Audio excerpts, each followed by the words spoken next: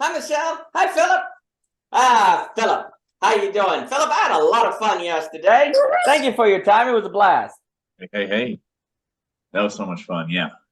And I've already thought of so much more since that's happened. My God. Divine. Let's go. What Neuralink. you been thinking about? What you been thinking about? Neuralink. It's on the market. Are you getting it for your kids? They're gonna say, Mom, Dad, I want Neuralink for Christmas. Forget the iPhone 72. I want that Neuralink, baby. I want to be able to think. Did you guys end up talking about? Did you guys end up talking about the Neuralink? Oh together? yeah, we talked about being a human breadboard. So absolutely. Okay. Yeah, nice. Neotropic breadboard. Absolutely. Yeah, Dall and I had a talk yesterday on sublimation, and whenever, and it was great to have the conversation. And we ended up talking a lot about the Neuralink and like transhumanism, hyperhumanism, posthumanism, whatever you want to call it. So yeah, it was great. that is beautiful. And ladies and gentlemen, we have Mr. Thomas Winn. Mr. Thomas Winn, it's good to see you. Mr. Jockin, it's good to see you. Look at that man. It's Thomas Winn. It is good to see you, sir. And Thomas Jockin, good to see you. And Philip is an amazing person. Mr. Winn, how are you doing, sir? How have you been? Good. I rushed home for this. I made it. After many months of like seeing the email and thinking, right, today is the day. But today's the day. Going to be there. Today is the day, Mr. Winn. Well, thank you for making a point. It means a lot. And Mr. Jockin, is good to see you, sir. And so Philip, we're just going to get the Neuralink and we'll be good to go. And then we'll be the walking breadboard. I'd be curious to hear what you've been thinking about, Mr. Philip. Just what he talked about with the speed of communication. Imagine Stephen Hawking being like a speed typist and an auctioneer. Like just this opens up, I think, a can of worms of like what's going to happen on the market if people start walking around with this. Will you have any chance to compete if you have a normal meat computer? What is it going to do with like advancements in the rate of technology, which already seems like mind-boggling? If you 200 years ago told people, I think it's like Cadell said, like 90% of people won't be farming. Like how is it going to change the landscape in that sense? And I'm also thinking like what like ontological changes will come from it? What will happen if it gets into the wrong hands? What will happen if it gets into the right hands, etc.? I just think it's very interesting technology that's just the tip of the iceberg, really. We're all going to come out to Deer Haven and live by the river, and we're going to eat, we're going to grow corn, and that's how it's going to work out. It's going to go really well. I'd be curious to think, do we think the Neuralink is going to turn everything into standing reserve? Will it be used to help us access the clearing? Will it help us be more virtuous because we're able to tell when we're self-deceptive? Maybe we'll have more access to beauty. Maybe we'll all be commoditized at that point, There's an idea of, when we talk about the Neuralink, there's always the idea that technology is a certain extension of the human being, and there's always also the idea that it seems to always be trade-offs, right? Some things are good and some things are bad, right? It can do certain things and not. And there is this kind of idea that if you Neuralink with the technology, will that make it more human, or will it make the human less human, and different things like that? And it is interesting to think if Mr. Stephen Hawking would be able to type or to think so quickly and different things like that. So Philip, do you think it makes us more human or less? Chetan, good man, good to see you, Chetan. Roll the dice. I think it's open. Or I'm open. But and I don't even really have a prediction. I don't even really have a feeling. Are you going to be in line first? Are you going to get in line first? Do you get like a 50% discount if you're first from the Sunday paper or something? Early adopter. I don't know. I mean, just thinking like how long it used to take even to just get books from the library. And now we still have to go to the computer to get a thing. And if you didn't even have to, if you just take all these things away, I feel like I would definitely go for it. I don't know if it would make my life better or worse. But I know probably communicating with people who aren't Neuralinked would be strange. Now, the issue is, if it was bad for you, would the Neuralink even allow you to think that it was bad for you, or would it control your thinking to where it could only be good for you? Right? On different things. Well, it is quite interesting. I'm very interested by this problem of it's like the arms race problem. Like if you get the Neuralink, then if I don't get the Neuralink, I fall behind, I don't get the job. I mean, it's no different than we have the problem, Raymond and Joshua with Paul Virilio and Fukuyama talking about biotech, right? Like, it's going to be a day where you'll be able to genetically engineer your children to say have faster, to have higher IQ or to have better genetics or different things, right? And then there's this idea that, it would be immoral to do that. But wouldn't it be immoral to put your children at a disadvantage to everyone else, right? If you knew you had access to this technology and didn't use it for your children, would that be moral or would that be immoral to use it? Because aren't you kind of putting them at a disadvantage? And did they choose to be put at that disadvantage or not? Aren't you making that decision for them before they're born, potentially? So it makes me think, like with the Neuralink, there is definitely this kind of, it really does show you, and then I'll give it to Mr. Jock, and it really does show you that decisions are never isolated. They're always part of the entire sociological or technological or communal kind of paradigm that you are operating. If you make a choice, you're making a choice relative to what you think other people are doing, your ethics, the society, your beliefs, all of these different things come together. But let me give it to Mr. Jockin. Mr. Jockin, please. Well, yeah, I mean, isn't this already happening in the sense that don't parents of socioeconomic status already pre-select basically what nutrition the children have? If you live in environments with lead paint, for example, et cetera, et cetera. Like, this is already happening. So it's just going to be the same song and dance again. The socioeconomic pressure of self-selection that those who can equipped to, and it's a biological imperative, by the way. You want the best for your children, so you're going to do exactly what's to their advantage. The one nuance point about this is when we go to these levels, like basically the example you're saying about bioethics or bio interventions is athletic sports, basically for example, bodybuilding, basically like where people are putting growth hormones in them meant for animals, they're doing it for themselves. They get this such extreme level of over limiting what the human capacity can normally do. To the point where these men are dying at 40, like they're basically killing themselves in this pursuit. So I think that's probably a more useful way to talk. There's like one aspect of it I think it's unavoidable, which is the social pressure of socioeconomic status selection. That's totally going to happen. That's already happening. Same song and dance. I think the more interesting point is this when it goes to the point of literally breaking human nature, growth hormone, but these sport athletes. And I say that especially in bodybuilding because that's actually a really important example. That's actually true because in particular, that's a mode where if you notice, it's not athletic activity for sake of some function, right? For excellence in activity. It's a self-image. Never noticed there's so many mirrors involved in bodybuilding? It's about literally the image of the body, right? It's not even about the function of it per se. And I bring this up to show you can make an argument there's something seriously wrong here. We're breaking human nature to this point because not only is there a suspicion of basically image making versus activity, there's that question in play, but the fact that it's literally getting these men to die, heart attacks, cardiovascular diseases, their bodies cannot handle the stressors of these biological imperatives put on them. That's the tie-in with Neuralink.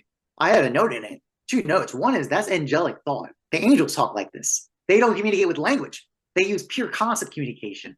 But then there's something really, I don't think people realize this, the importance of secrecy.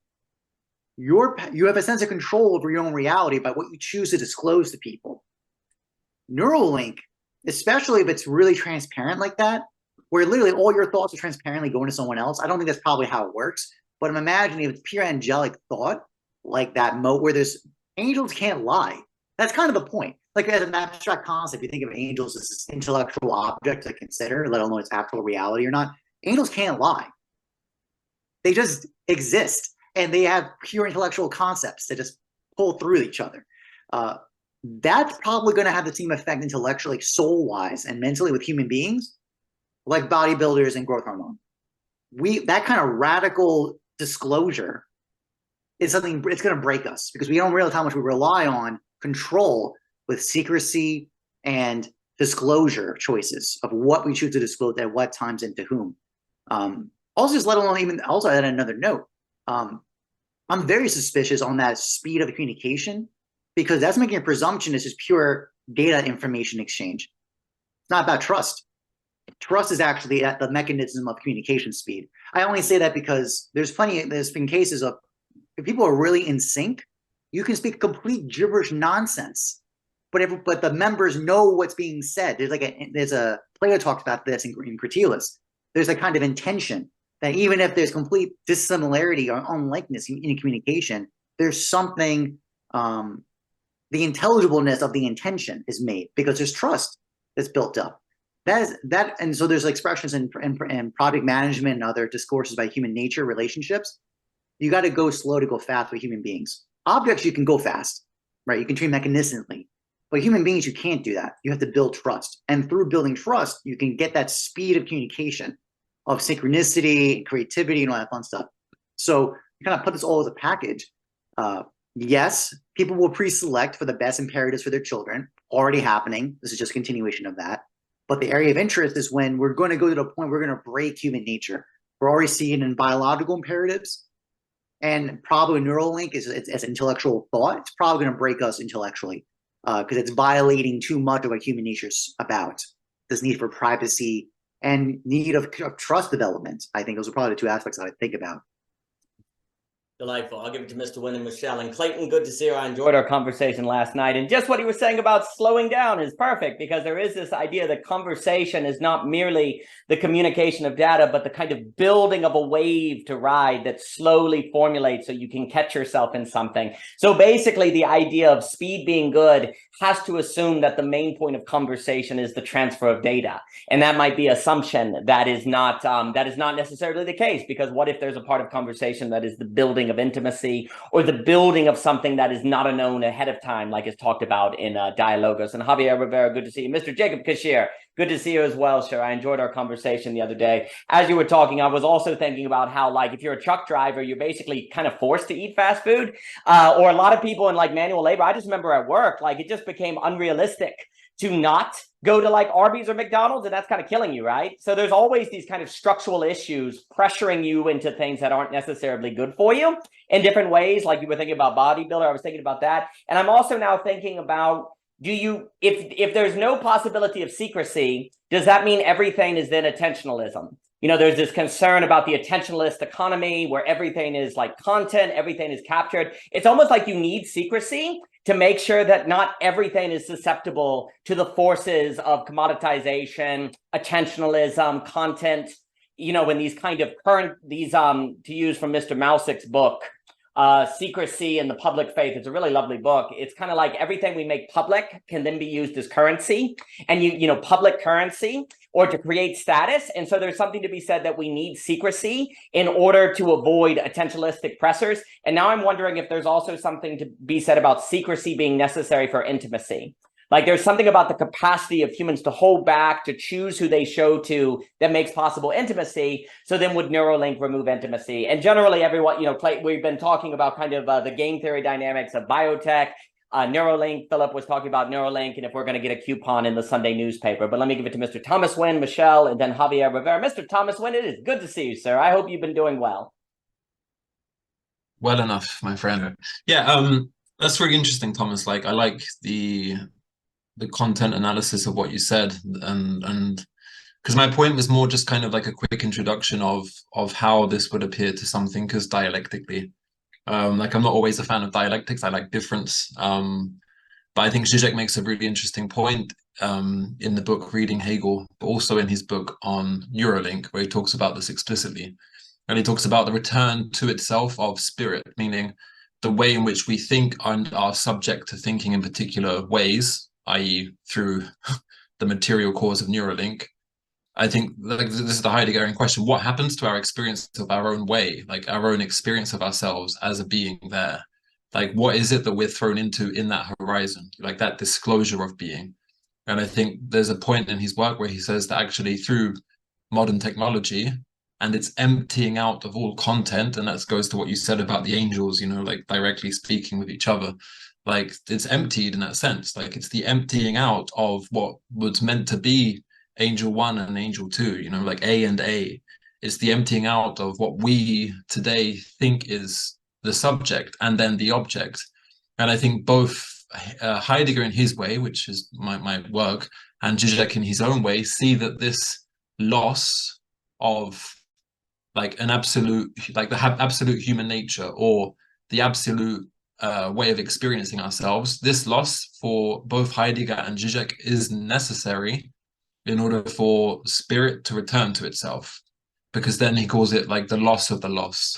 And it's only through that first initial movement of a type of insecurity, precariousness, or even like singularity through Neuralink. This brings, even conceptually, even prior to it happening to someone in society who's then subject materially to that condition, then this is why this conversation is interesting. Like, we're preconceiving the question of being, because we're understanding how is it that we relate to ourselves in our own experience, which isn't always technically understood in terms of like this, like in terms, because then this is why it's so interesting, because we're talking about a way of experiencing our own existence, a way of experiencing what it means to be human. And I think so, despite like the kind of practical engagement of the content of Neuralink, I think it's just nice to introduce that actually this is the place, the conceptual place or space, where we can actually begin to think about a way of being in that sense. And I think that's the necessary first step, which you did, Thomas, and like in that sense of like, you're questioning the ontological question already. You're asking yourself, like, what is it? And then I just read the comment like, here, vulnerability is a slow opening. And that's a nice word for Heidegger. And I think even Zizek, he talks about the empty space of subjectivity. It's in questioning technology and where it brings us that we can actually begin to question, which for both thinkers is the way to think, which is about the opening or the empty space of subjectivity. And so I put a quote in the chat saying that this brings us back to the point that in dialectics, the thought of transformation, so technological transformation in the sense, implies the transformation of thinking itself. First, we register the wound of transformation, of a shattering change, but we remain in the previous frame, which means like prior to this technology, of thought within which the transformation is experienced as a wound, like this conversation. Then we change our frame of thought itself so that the wound no longer appears as a wound, or we can question how is it that this wound can be returned to either human nature or the question of what is human nature in the first place, you know?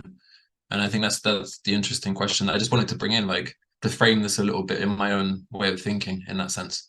And then I think this is what Clayton says, like, then we can actually posit the idea that vulnerability is a slow opening, because you've questioned what it means to be subject to Neuralink in that sense. But there were just some, yeah, like as soon as you mentioned something, I remembered a note, so cool. That is excellent, and I really like the phrase, and I'll give it to Michelle, Javier, and Chetan, the loss of the loss, and the Zizek and the wired brain. And it does seem like if I pay attention to thought or writing, there are many times where my thought actually needs the process of fumbling around, articulating to arrive at itself. And it's like Neuralink kind of assumes that thoughts are fully formed, when really it's the process of fumbling or conversation. Like, there's so many times I've been writing, and then in the process of writing, I go, this is all wrong. But then the realization that it was all wrong had to occur to realize what was right. And so thought is not this like one-to-one thing. It's this fumbling, this groping, this figuring out as it goes. And if Neuralink kind of removes that, then are we all really stupid when we become angels? You know, those questions arise. But let me give it to Michelle.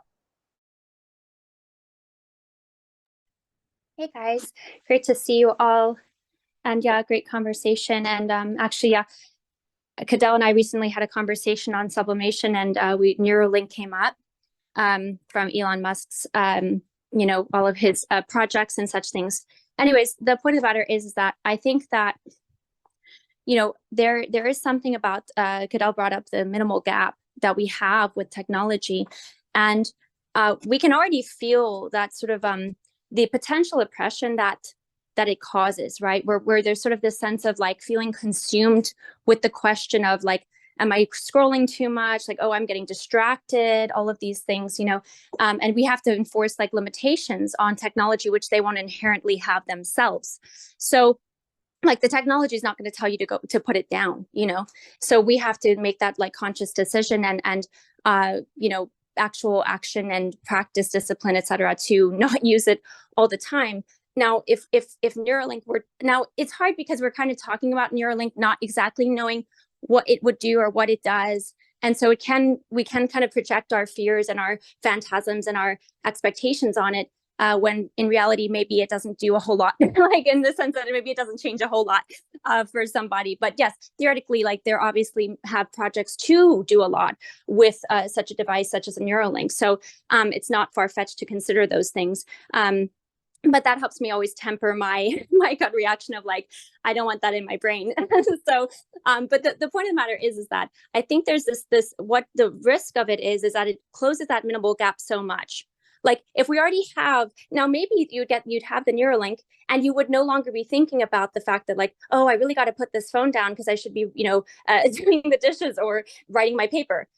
Maybe you wouldn't have that same feeling because it would be so incorporated, quite literally incorporated, that you wouldn't necessarily even have the gap to consider or to feel any anxiety around, At the same time, if it still is something that it's like, that it's in you, unless it can erase the fact that it's in you, then to me, there's just this kind of visceral kind of like, how would you get this out of your system? Like if you just wanted to step away and be apart from it and just be able to be, Now that's why these questions of ontology that you're bringing up, Thomas Winn, are so important, and Thomas Chalkin, because what does it mean to be? And that could drastically change with such incorporated technologies. But yeah, I think personally, there's a way in which there's this gut reaction of how would I get this out of me, and to just step away from it, where I could just be able to be on my own, in my own constitution and my own thinking, because I do feel like ontologically there is a way in which we are already designed in a manner. And I do kind of trust that it's for a reason. Now, maybe that would have to be trusting in God or in the higher design or something like this. But yeah, and the last thing I'll say is that because we have so much influence on our reality with our own consciousness, in a way, I'm almost like, what does the technology exactly change? Like beyond the fact that maybe you could get into some Neuralink room with another person and have some virtual reality experience with them. But like the fact of the matter is, we already have that power with our own, the reciprocity between our unconscious and our conscious. So our subjectivity already does influence what we experience as reality. So how is the tanning like? It's almost like getting a tanning bed when you can go out in the sun. To me, there's something about it that sort of feels like that a little bit. Now, again, I'm talking in these ways, assuming certain things about what Neuralink would actually mean for human beings.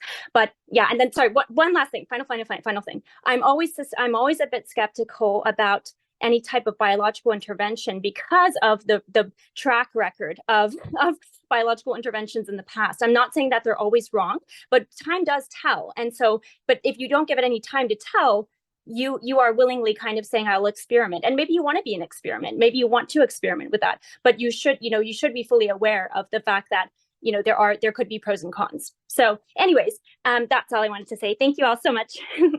Thank you, Michelle. I mean, it depends on how good the coupon is in the Sunday paper. I mean, if it's like a 75% off Black Friday deal, I mean, it might be a good experimentation. Philip's going to be in line, but let me give it to Javier, Chetan, and Clayton. And yeah, and I mean, there's a few things. One, if you had that thing maybe the thing in your head, Michelle, would convince you that it's not in your head and that you were born like this and that humans have always had this chip in your head. So it wouldn't be an intervention because it would make sure that you identified it. Maybe that's how it will be. You won't have to worry about it. It'll all be fine. And there is something too, where at least like then if someone at work calls you, you're not going to be able to tell them I didn't get the call. Oh, I'm so sorry. I wanted to get back to you. No, they know they buzzed your head and you ignored them. So the game theory dynamics might get crazy, but then maybe it's like the fact that everyone knows that you literally always have a cell phone on means that nobody's offended if you don't get back to them anymore. So maybe it's like a saturation point that destroys these kind of game theory tensions with cell phones because like they're like, oh no, like you're literally always connected. Blah, blah, blah. But you're not going to be able to pretend like you didn't get that call from the guy at work if it's connected straight to your brain. And the last thing I'll say, and to give it to Javier, Chetan, and Clayton, is I was kind of taken. I saw that little video where they had that like computer thing on like a button on the chest. I can't remember what it's called. And it's supposed to do all this kind of cool AI stuff. And I guess it was, to your point, Michelle, I was kind of struck by the banality of it in the sense of ask it to play your favorite music. Okay. Ask it for a cool restaurant. Okay, is that it? Can we think of anything cooler to do with the super AI button thing? And it's just really interesting because it shows that the technology is kind of limited by our own imagination. I did think it was useful while it was showing it as a translation device. Like if you went over to another country and you didn't know the language, where it would be able to translate it automatically and you could speak back in your own voice. That was pretty cool. But there is something about, like, what exactly are we going to do with this Neuralink thing? Are we going to stand here at the net and all look at each other without making noises?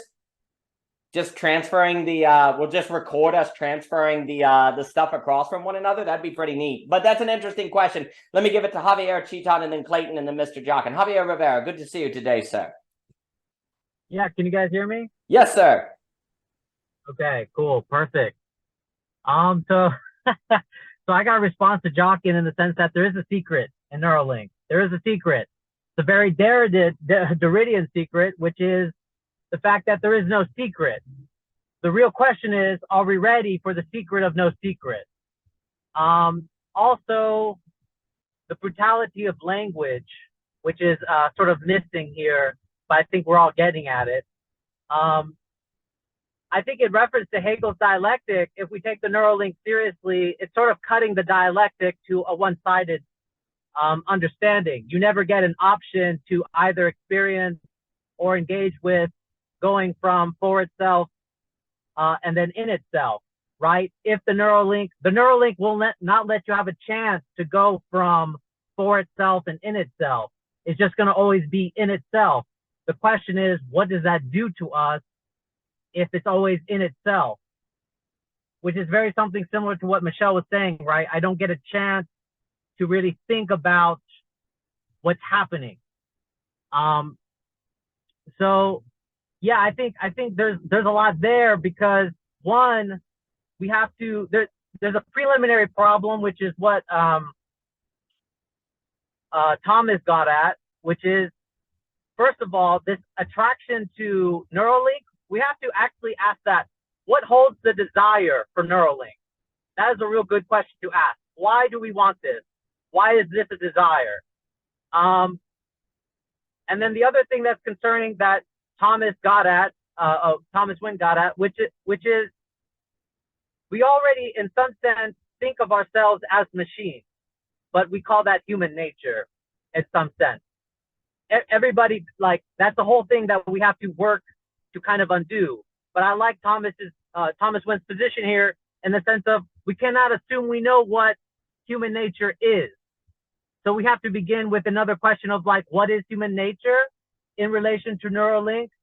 And then, of course, these all feed back into itself. And so, yeah, I think that's really it.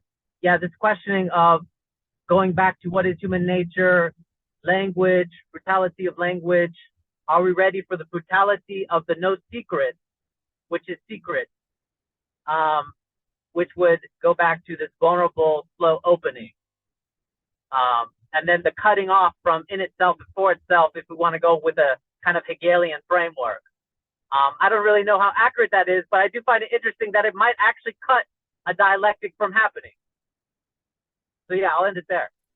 That's an excellent point. I really like that. I'm going to pass it to Chetan, Clayton, Mr. Jockin, Philip Shin, and Jacob Kashir. It makes me think in Levinas, as Dave at Theory Underground been talking about, on the difference between totality and infinity. If we had Neuralink, would everyone be an infinity or would everyone be a totality? There's almost an assumption that with Neuralink, we would access the deepest dimensions of people. But what if the deepest dimensions of people actually requires the process of trying to get that trying to get to know that deepest interior in order for it to even exist? Like, to use Buber's language, if we had Neuralink, would everyone be a thou or would everyone be an it?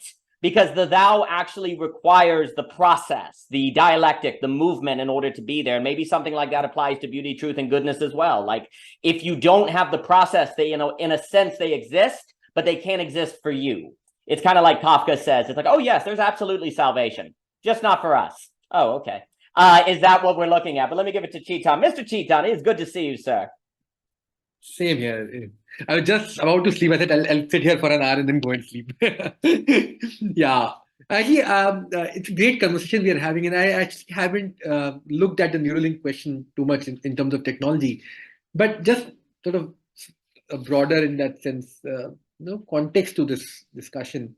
One point is I think we underestimate humans' capacity to change our horizons in some senses. If you think about it, there's certain things that go beyond the calculation whether they're good and bad for us. They change the horizon from which anything good or bad gets measured, isn't it? So once some technology like this sort of gets enacted, it would fundamentally alter the point from which we will decide what it can do and not do for us. So the choice of using it or not choosing it would not exist in that sense. We from the outside we can criticize it, but from the inside we would not see a choice existing in the same manner. That's the first thing, that it would breaks like these fundamentally alter the horizon from which we. So the discussion about whether they're good or bad for us become moot in some senses. The alternate discussions have to open up. It's something like, when you look at nation state, when you look at questions, even school for that matter, something like as simple as that. Whether you want to send your child to school or not, it's not a choice in that that if we think about it. I think the second question is about this question of secrecy that I think Jochen was raising, and it's actually fundamentally a question of negation. In what ways would negation be deployed within that automatic relationship between, isn't it, the inside and the outside? What we learn from Lacan, at least, is that negation is not only of one kind. So even if repression is absent, even if you can't repress, because there's an automatic connection, as Jochen is saying. And again, I've not looked at technology that repression is actually absent or not. I'm just saying, even if it is absent, you can have rejection, foreclosure. You can find signifiers missing. Right? So you can find fundamentally a re-articulation of the gap through other psychotics, other psychical structures. So you can have a foreclosure position over there where the subject himself feel a signifier's gap in a psyche, and thus the technology cannot go beyond that point. That is one kind of negation that remains possible, even if repression is barred. The signifier will be missing, and what that negation will do is what will be missing from the inside will come from the outside. You will have delusions, hallucinations, and you would have a social context where those delusions and hallucinations will be normal to have in some senses. Am I right? So that is one form of negation that will happen. The other form of negation that can happen is perversion. The perverse structure, the disavowal, where you can negate something by accepting it.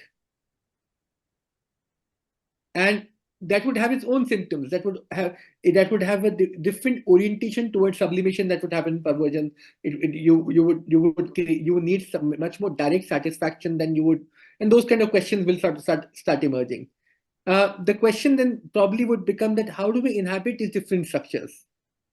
Because those structures will be forced upon us. Those structures will not be something that we inhabit because our subject, in some senses,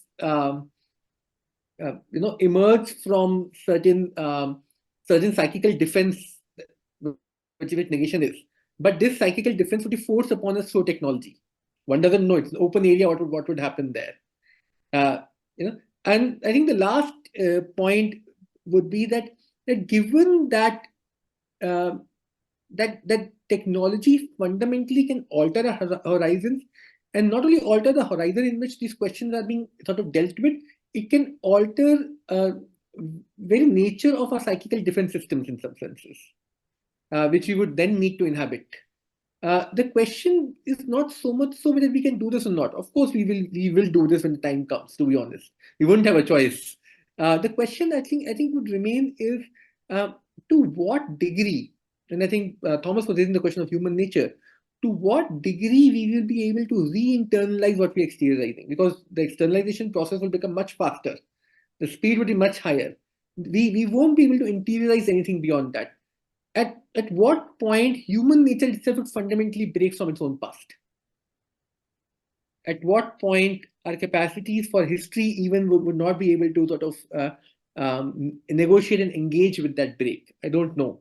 I'm just raising that as a question, I think.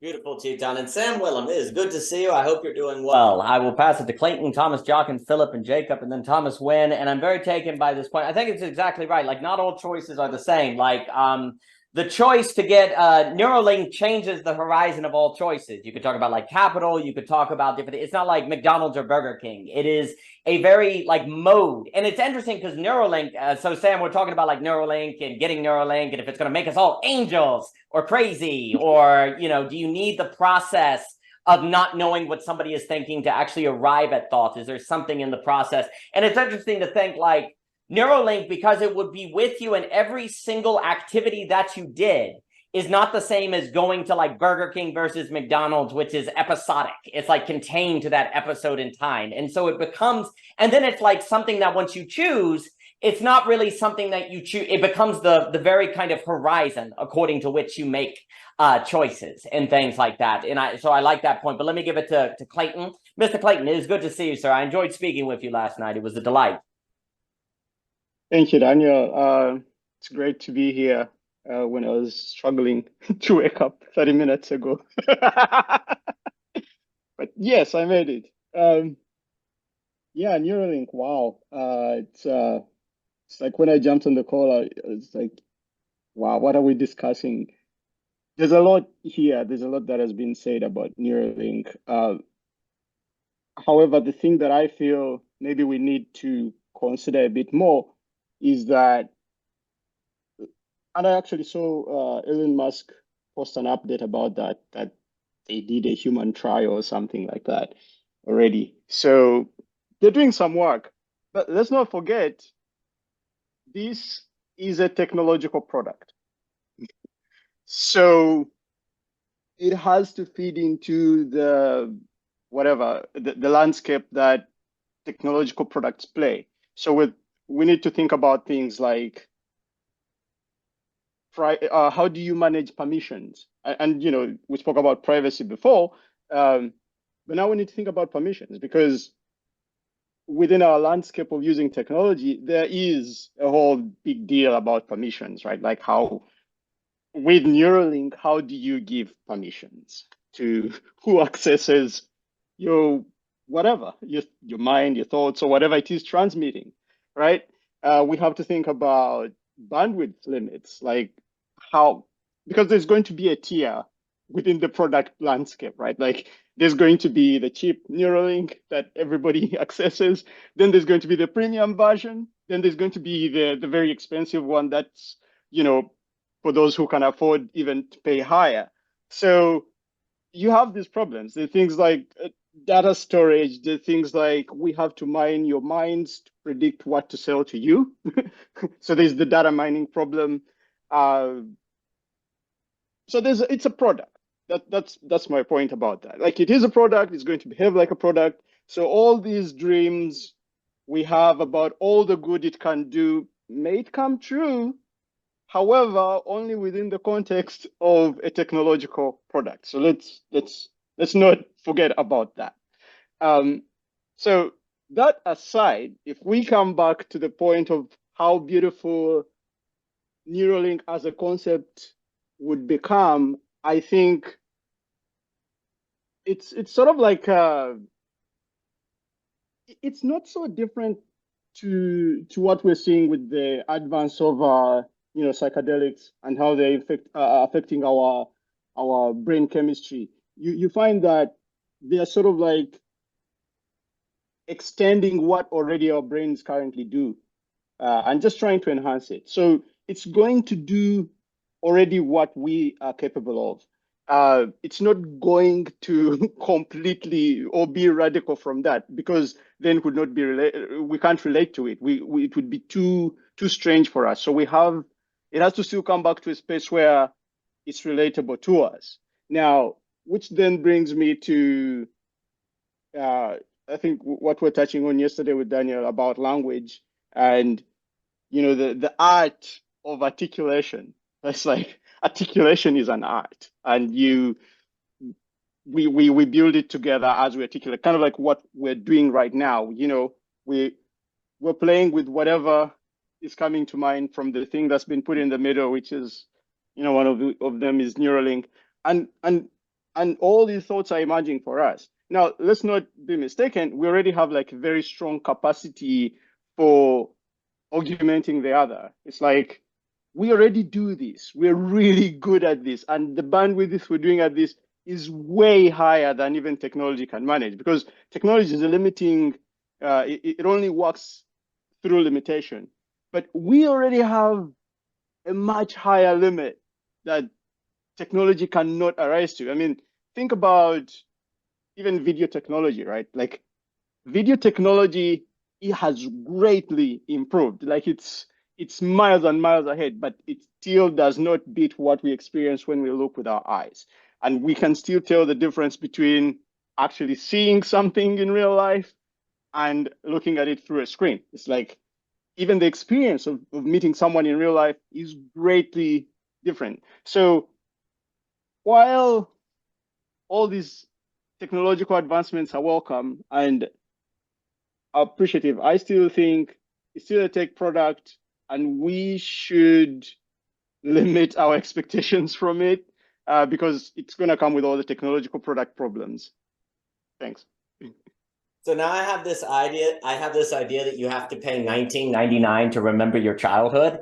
Oh, you want to remember your childhood? Well, that'll be $19.99 a month. Otherwise, I now have the idea of the Akira, like the you go to the Walmart Neuralink, or you can go to like the fancy Neuralink, and it's going to be really rough. And now I'm also wondering, like, is it going to be something with Neuralink where you can do like just kind of transport thoughts, but then it's going to be like building your own home? It's like, nah, we're going to have like a building. We're going to have our own conversation. We're going to use words, dang it. And it's going to be like getting back, like building your own house. You're going to be like considered like a prepper if you like use words or different things. Like if you actually use it, maybe you'll also have like what is it, like artisan products where they like, instead of just buying the bookshelf at Walmart, you have it like specially designed. Is it going to be that with conversation where it's like, man, this was an artisan conversation. We use words. Is that what we're looking at this point?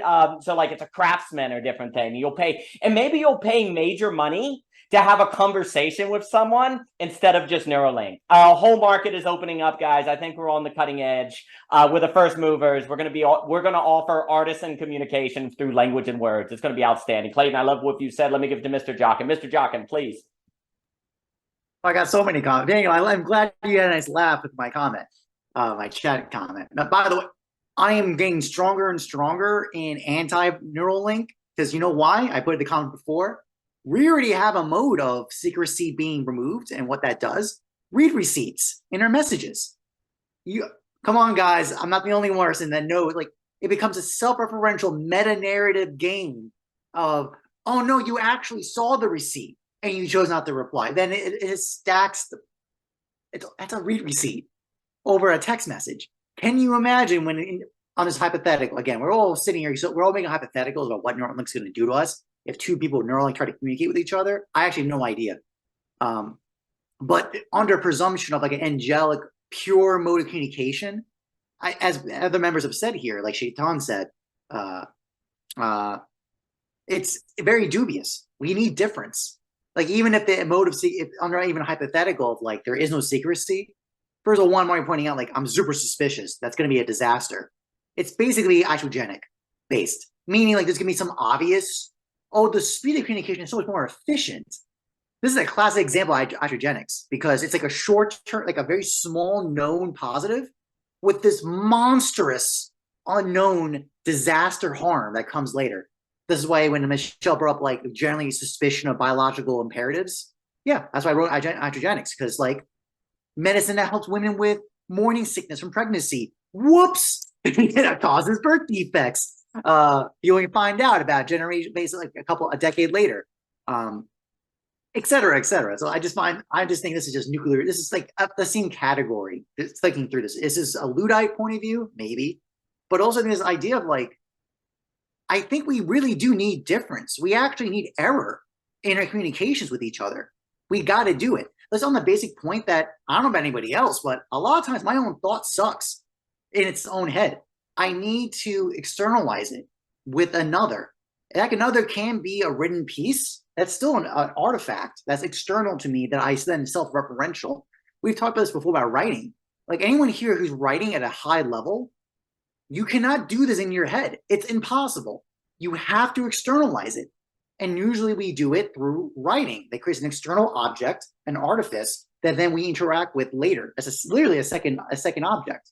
There's a kind of, we're not just sitting here, we're not even operating with concepts, because that's normally the usual argumentation and like how the mind works. We think with concepts. But I actually, on my Plato series, I make the argument, it's very strong. These are just images too. They're not, it's the same thing. That distinction of a word image distinction is not really valid from Plato's account. And I just demonstrate that with an example of how we have to think with writing, with externalized objects. But even beyond that, communicating with other people, with another person, does exactly the same behavior, a very similar way. And even more so when there's misunderstanding, because that's the biggest thing, is that from a information point of view, we have expectation models in our head, right? We've been talking this a couple of weeks now. I've been getting into active inference. I've been getting into it a lot, reading about it. We have expectation models in our head, right? That we use it to map onto external observations. When we're communicating with other people, they also have expectation models in their head. They're not going to be the same. It is impossible. We have completely different model generation. Now, what happens by miracle, there's usually enough overlap that it can still work, but this is not transparent, perfect understanding. It's not, the error has to be part of it. It's actually part of the tension that kind of needs to be there. It's also very true in our, actually, I think an example in architecture, another example of design where we need error, we need noise, we need variation. We can't get like these perfect symmetrical relationships to allow us to communicate because we're not angels. So I'm just kind of ripping on this point. I'm kind of drawing out with like the read receipt example, what that would cause. It's going to cause self-referential meta narratives of this disaster. There's that. Then also I made a half joke about permissions that was brought up before, right? The idea that, oh, well, you're going to have like think about the mundaneness of that experience where we're going to get cookie prompts.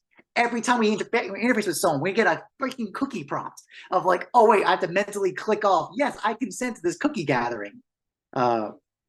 This is going to be our existence. And it's just bizarre. I just find that I'm seeing really low benefit and a lot of negatives from that. Just kind of working through intellectually, like what that implications would be. I love the idea. Do you think you'd have to do the cookie with every sentence or once for like 24 hours? Like, it's going to be all sorts of technical questions. I'll get to well, like you first land on the landing page. You know, when you first enter the landing page, you get like the cookies. prompt. Well, I don't know, Mom. I don't know if I want Mom to have my cookies. So I'll give it a feel. But it's because I'm also thinking now, because Sam Willem in a piece on this idea that there's a separation between natural evolution and cultural evolution. Is there ways that Neuralink could actually bring them together? Because it seems like there's a problem now where we're using Neuralink to split them further apart. There also seems to be differences between Neuralink. I knew Morpheus is making that thing that's going to help you have lucid dreams. Maybe that's okay. You know, what are these kind of different technologies? I was also going to mention that your point on Plato makes me think of Kripke, that Joel's been talking about, where language is not definitions, but descriptions. And we've made a big mistake to think of language as primarily in the business of definitions, when it's really about describing and pointing to an experience. But let me give it to Philip. Philip, please.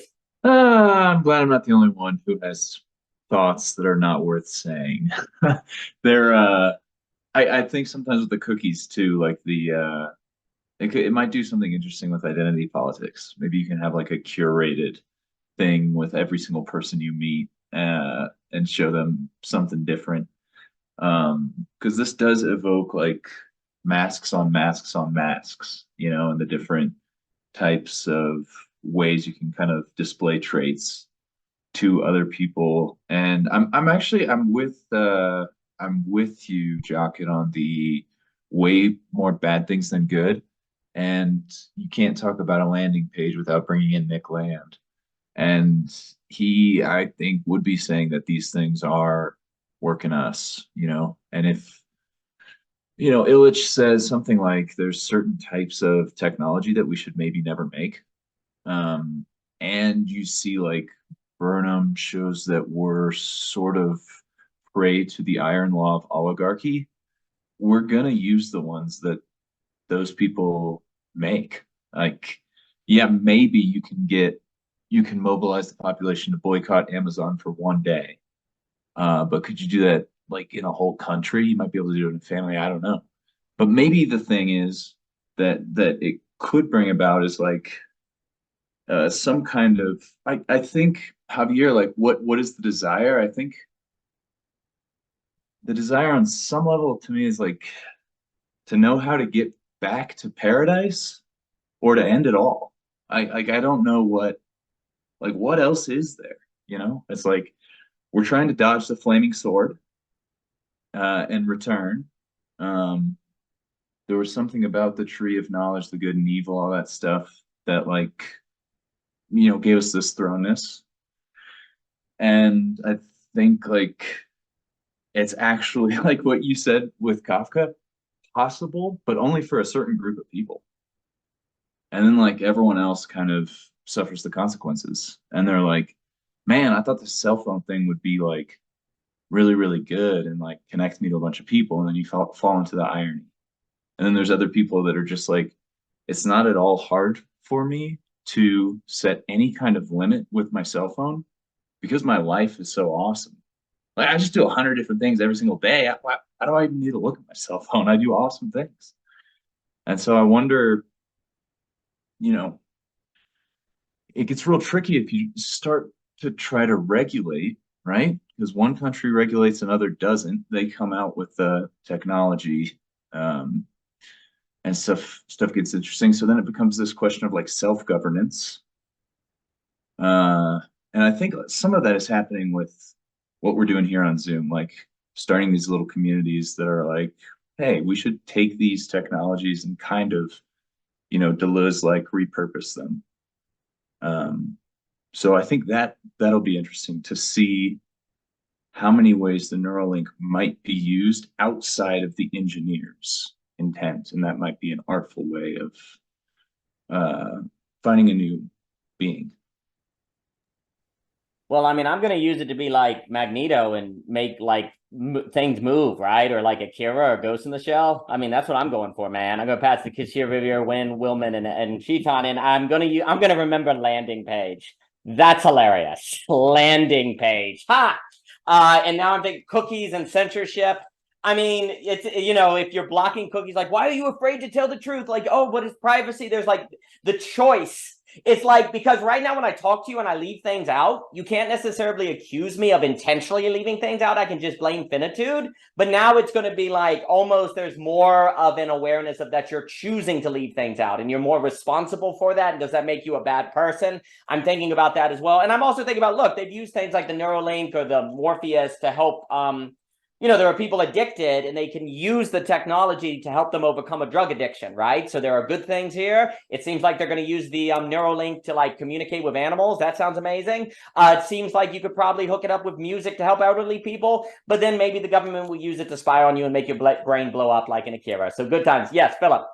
One more quick thing. I would also posit that our algorithms know us better than our intimate partners. I'll just put that out there. I don't know if that resonates with anyone, but I just Can you think send me a Valentine's? You've got about 13 days. Can you see me a Valentine's card with that? Because I'm going to put it on the fridge and be like, oh man, Google cares. Google cares. Jacob Kashir, how are you doing today, sir? Bueno. Good to be here. I hope that my future intimate partner will know me better than the algorithm. That's definitely a core aspiration. I am very excited about the possibilities that you just hinted at, Philip, although we've been talking mostly about dystopian situations. I really see that there's a possible exaptive potential that I'm not seeing that feels very, very interesting. I'm really terrified that it involves Daniel extending his already overwhelming mental powers into other dimensions. I don't want to see that. It sounds dangerous. We probably have to team up against him at some point to bring that to an end. So I'm just flagging that now so that we all know. Yeah, and finally, just on footnotes, Thomas Jockin's point about like the necessity of error and noise and communication feels really mind. Feels really important. I think even with like 2 perfect Neuralinks in 2 human bodies, like you still wouldn't get perfect communication. At least that's a premise I'm working with based on what you said. But my entry into this conversation was remarks about slow opening And that really made me think about Gaffney's work and ideas of a cosmoerotic universe. And really, it seems to me like a core, more and more, it's becoming more and more apparent that the absence of intimacy in the underlying philosophy is very important. And of course, Silicon Valley has been a kind of governed by an autistic sexuality for a long time, and that hasn't been included. And so we all have to kind of like robustly in philosophy kind of reintroduce the necessity of intimacy, which of course requires going slow. And this Neuralink shit is not about going slow. It's like A to B, like boom, done, we're connected. It's like, this is actually kind of an affront to some core aspects of what it means to be human and live in an erotic universe. So that's really interesting to me. And then a second point that came up was that the understanding of what information processing is, the understanding of what mind is really foundational to how we think about Neuralink. Because if our foundation for what mind is basically a brain and or information processing unit, then that's going to really make us think just plugging more technology in is going to make it work better or faster or more computationally effective. But if we think of mind as more of a nebulous, embodied, exacted, and distributed, socially distributed phenomenon, then the way we relate to Neuralink is going to be very different. And I think we're already stretching ourselves to a new limit with the degree of exposure that we have to like all of the pornography in the world, all of the violence in the world, all of the conflict in the world simultaneously at like rapid speed is kind of like psychosis inducing. And so if we're going to actually increase the flow and speed of information from the standpoint of an embodied mind, that means we actually are going to have to significantly up-level our embodied information processing activity, which to me is fundamentally a shamanic process. And so actually being able to cope with what Neuralink means might actually look like all of us being in a kind of ayahuasca ceremony, like undergoing purge and going into these shamanic states in order to process and absolve the intense information that is now like passing through our being. And so that to me is like the potentially the deeper part of the deeper potential of this. And it effectively points back to the cosmoerotic underlying philosophy, because the mind is not just in the body, it's also socially resourced. And so if there's more information passing through the net, then the quality of the intimate connection within the net actually has to be higher in order to hold that. Otherwise, we will lose our minds. Thank you. Thank you, Mr. Kashir. I will give it to Riviere and Winn, Willman, and Chetan. And all you got to do is take out the black silk and put regular coffee, and I have a headache that kills me. So it's perfectly fine. So it's not a big deal. Also, too, it makes you mentioned the autism. It makes me think of Forrest Landry talking about how so much of Silicon Valley has a kind of mindset that is a reflection of their own personality, autism, Asperger's, sort of asexuality and different things, all the A words, and how that is projected on what is enlightenment and how that may leave things out. And it makes me think of, look, obviously intellectualism, intellect, brain, all of that is really important. Just like fertilizer can be good for a garden, but if you put too much fertilizer on the garden, it dies. So you can take a good thing, overdo it, and it kills everything. And that might be part of this. And also it's interesting because like you see like rates of having sex collapse in an age of pornography. That's weird. You would think that if there's so much sexuality, you'd have more sex than ever before. But it's almost as if you move it away from the body and you make it too transparent, the desire dies. And this also is kind of bringing up the question of if there's too much transparency, do you actually lose meaning? Like, is it meaningful anymore? It's kind of like, you know, if there was no such thing as death, would life be meaningful, right? Like, is there something about death that makes life meaningful? Is there something about secrecy that makes words meaningful? Is there something about like sex being like bodily, not just image based, that makes it more meaningful? Lots of questions there. I'm also wondering if there's a difference, if Neuralink, is there a difference? What if you could take Neuralink and put it on your head and take it off, as opposed to having it installed? So we're just talking about the possibility of connecting with that as opposed to a kind of permanent surgical procedure. That may change people's willingness to do it, but it may not be any better, but there might be a difference there that I'm not sure about. But let me pass it to Mr. Rivera. Mr. Rivera, how are you doing, sir? Doing good. Good. I like Philip answering my question because I feel like that actually brings to mind why we also need to bring up Julia Kristeva in the conversation. I think I actually really like what Chetan said, first of all, that it's going to happen. Neuralink is going to happen, okay? But we can also think historically in terms of like what happens when Neuralink has already been for a while. What happened to the new generations, right? Because we may be the first generations have the real traumatic difference. But the problem is new generations will not have that traumatic difference. And they will themselves have to navigate that difference. But to go back to Philip's point, I think, and tied with Chetan's point, I think Neuralink might be a potential in the sense of it's a birth of a new subject. The question is, right, birth of new subject, what does that mean? It means Neuralink will diminish all differentiation. It's what Julia Kristeva calls the oceanic feeling, where you're in the womb and you can no longer determine the difference between you and the womb, the maternal body, right? But that paradise desire, I would say, is founded upon this kind of passion for the absolute. The question is, and the traumatic part is that we're going to be disappointed. And this is what Kristeva talks about with the need to believe. We're going to be disappointed in this belief of Neuralink. I would say probably for most people that have this idea, we're going to be disappointed. Why? Because we're going to basically refuse the trauma of the body. And when we refuse the trauma of the body, direct connection, right? Just pure emergence, where you can no longer deal with the trauma of the body, we're going to have some real problems. Okay?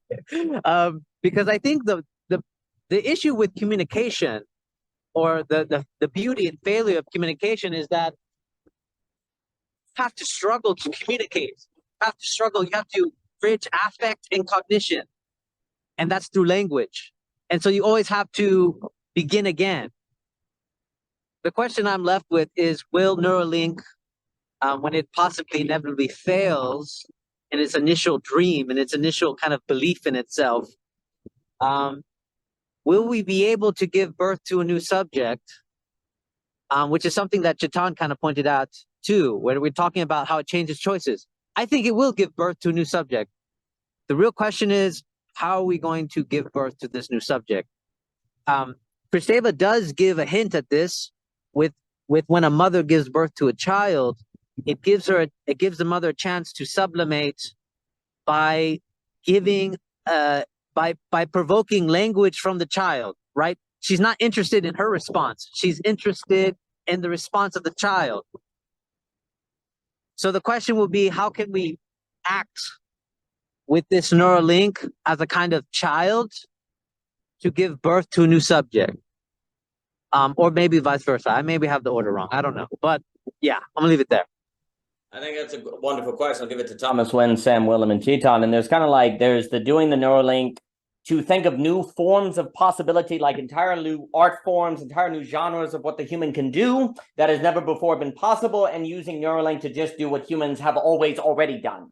Like we talked about with Mr. Ebert that time, like creating new, maybe we need new AI to think of new forms and genres of art that without AI, we could have never thought before. So it's like creating forms, like entirely new forms. And if we think of that, that might be a better approach to it. I was also going to say, I can see where Neuralink would be useful though, because sometimes Michelle and I are talking about if we're going to get pizza for the kids, and if they hear you say that, then it's a blood oath, and they're like, we're getting pizza. It's like, no, we're discussing it. Blood oath, blood oath. So then we tried spelling it, going Pizza.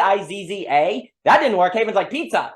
So the Neuralink may help us with this problem. So I can see advantages to that where the parents communicate, but then it turns out that your kids have hacked into your system. And so they know that you're planning pizza and it doesn't freaking work anymore. And I suppose cheating in school is going to be a real disaster with the Neuralink. I wasn't cheating. I wasn't looking up anything. Meanwhile, everything is in front of you. So yeah, so maybe spelling out pizza. We won't have to do that anymore, Michelle. We'll just be able to communicate the possibility, because if your kids hear you say it, it's a freaking blood oath. You're like, no, it's too late. They signed in blood. So Mr. Thomas Winn, please.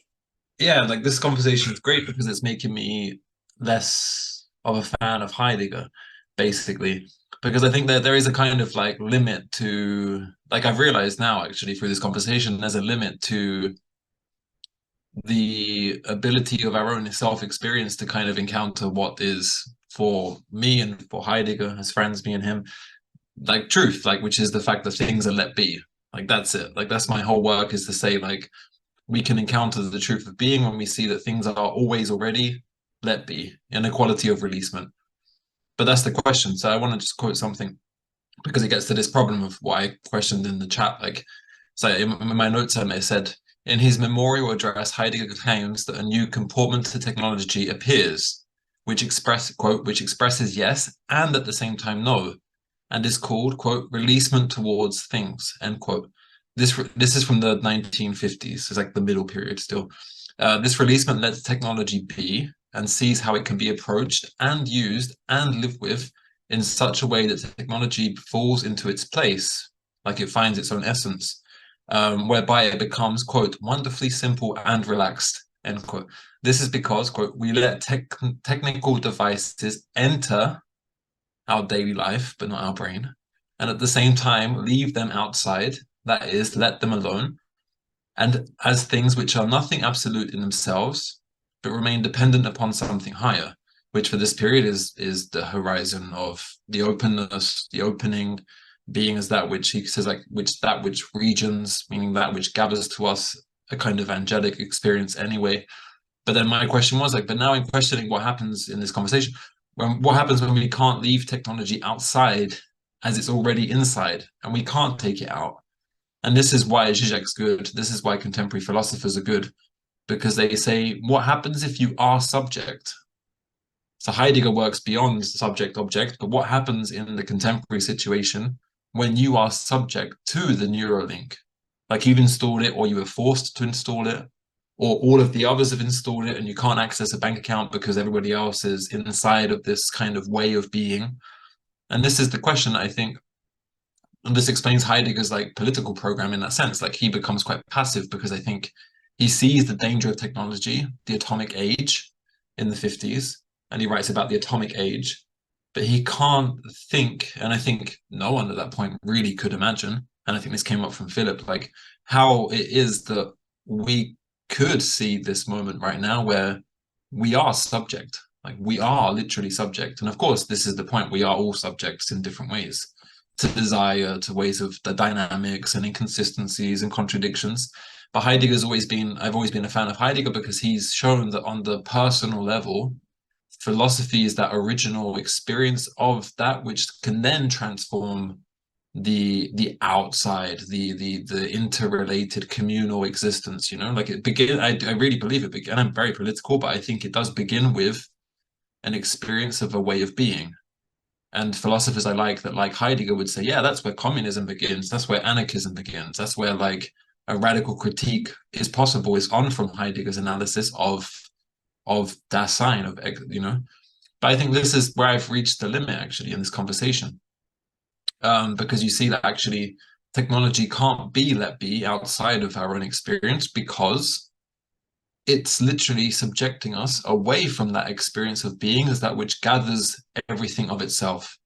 Because if you experience things in that way, and that neurochip is owned by Elon Musk's company, which has its own algorithmic desire, which blocks, which introduces cookies, which harvests your experience, I really now think there is like literally a block to your possibility for a relation of releasement in that sense, you know?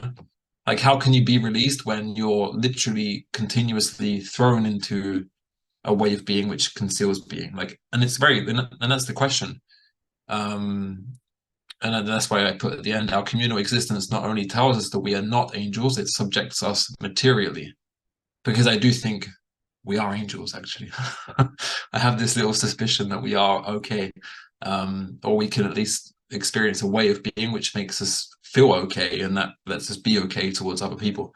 But I think, yeah, this conversation, like Thomas and everyone else who's talking, Javier and Philip and everyone, Chetan, it's nice because we're not experiencing, but like questioning that possibility of Neuralink, and even questioning the limit of how, like, and that's the question. It's like, instead of using the word being, we can use the word God. Like, can God himself unconceal himself in the age of technology? Like, if you become singular to the divine, is that God?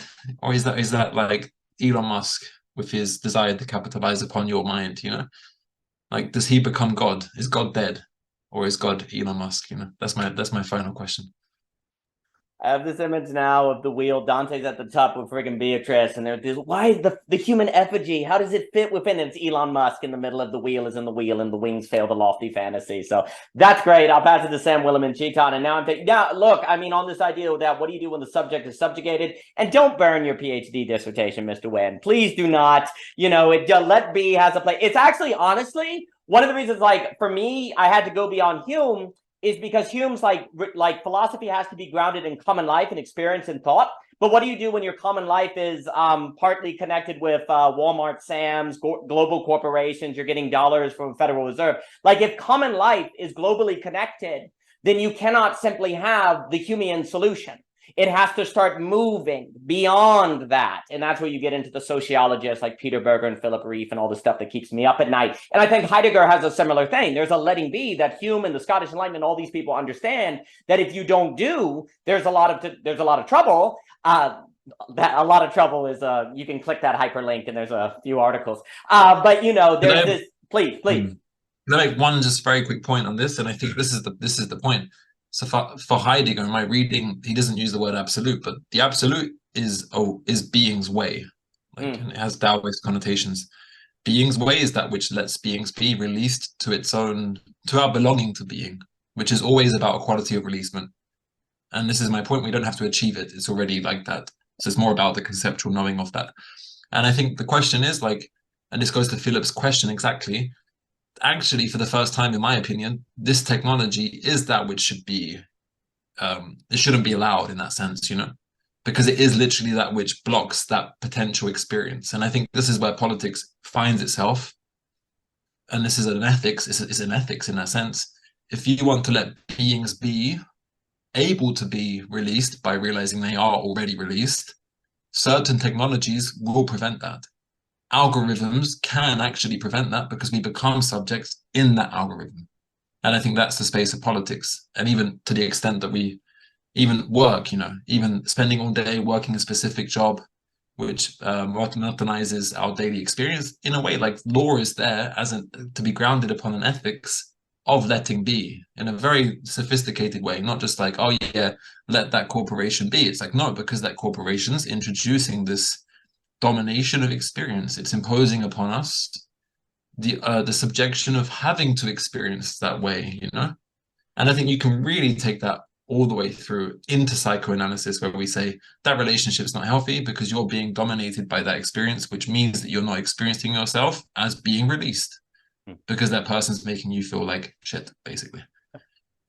That's my final point. Thank you. No, absolutely. I mean, for me, the problem with David Hume is you could not stop. Basically, David Hume as common life is going to lead to small fascist states. And there's always an artificiation. Like, David Hume can't stop racism, xenophobia, or saying, yeah, you know, all men are created equal, but only white people are human. Like, if that's your common life and your sentiments, how do you stop that? There's an artificiation. Like, the limits of the common life philosophy is wherever the artificiation occurs that then brackets certain people to not be able to experience common life. Or what if there's a technology that removes the possibility of common life because it's owned by Elon Musk, right? This is the limit. And the common life is where you let be. But then you, in your letting be, have a relation with global networks or corporations. So there is law. So you can't, so this is the tension. How do you maintain a certain common life? Everything comes back to a certain common life, but it's not isolationist. Well, this is very, very tricky. There's more to be said. And like I said, there's probably creative ways to think about Neuralink, but this is the tension. But let me give it to Sam. Miss Willem, it is a pleasure to see you. I hope you are doing well today. Hi, I'm glad to be here, and I've really been enjoying the Substack lately. I think this is a topic where it's really important to be very granular about distinctions between thinking, understanding, knowing, processing, like because of the nature of this technology. And I was really touched actually by the comment earlier that like the algorithm knows us better than our romantic partner. And I think that's one of those places where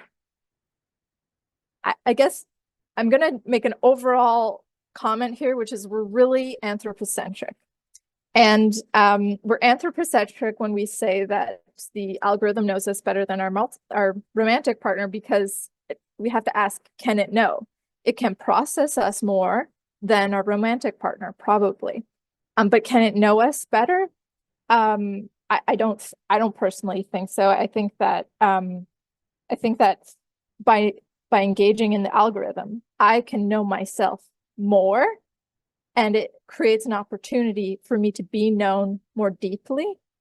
And I think I think like I don't anticipate I will want a Neuralink, but when I am thinking about the Neuralink, I try to like open myself to the possibility that I would want it maybe, or that I would not want it maybe, just so that it remains like a neutral object in my mind.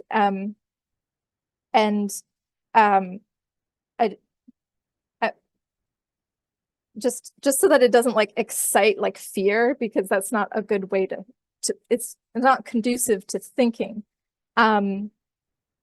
Yeah, and I think you can think things which you can't understand. And the process might be fruitful, and it might help you know things differently, again, even if you don't understand them. But I wanted to shift a little bit to the anthropocentrism, because I'm a designer, and something that I find comes up a lot when I'm designing is this anthropocentric scoping, where it's like, we could use fake wood or we could use real wood, but we won't be able to tell the difference. Therefore, it doesn't matter whether we use one or the other, so we'll go with the cheapest option, which is usually fake wood. But of course, it is different. Just because we can't tell the difference, it's like one, I think we totally can, but that's debatable in these contexts. But the thing is like, we're all participating in the world. And when we use fake wood instead of real wood, it's like, yeah, you can think in the constraints of, can a human being tell the difference between those two things? Let's say that they couldn't. You still change the world differently when you use plastic or you use wood. So it's like, how are you participating in the world? It doesn't matter that we can tell the difference or not. It's like, it is different. It is different. And so I think when we're like thinking about like issues of artifice, especially with like virtual realities and Neuralink, it's like, will we be able to tell the difference between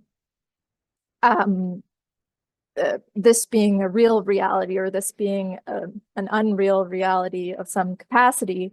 It's like, that shouldn't be the outer scope of that discussion, because they are different and they will change the world differently.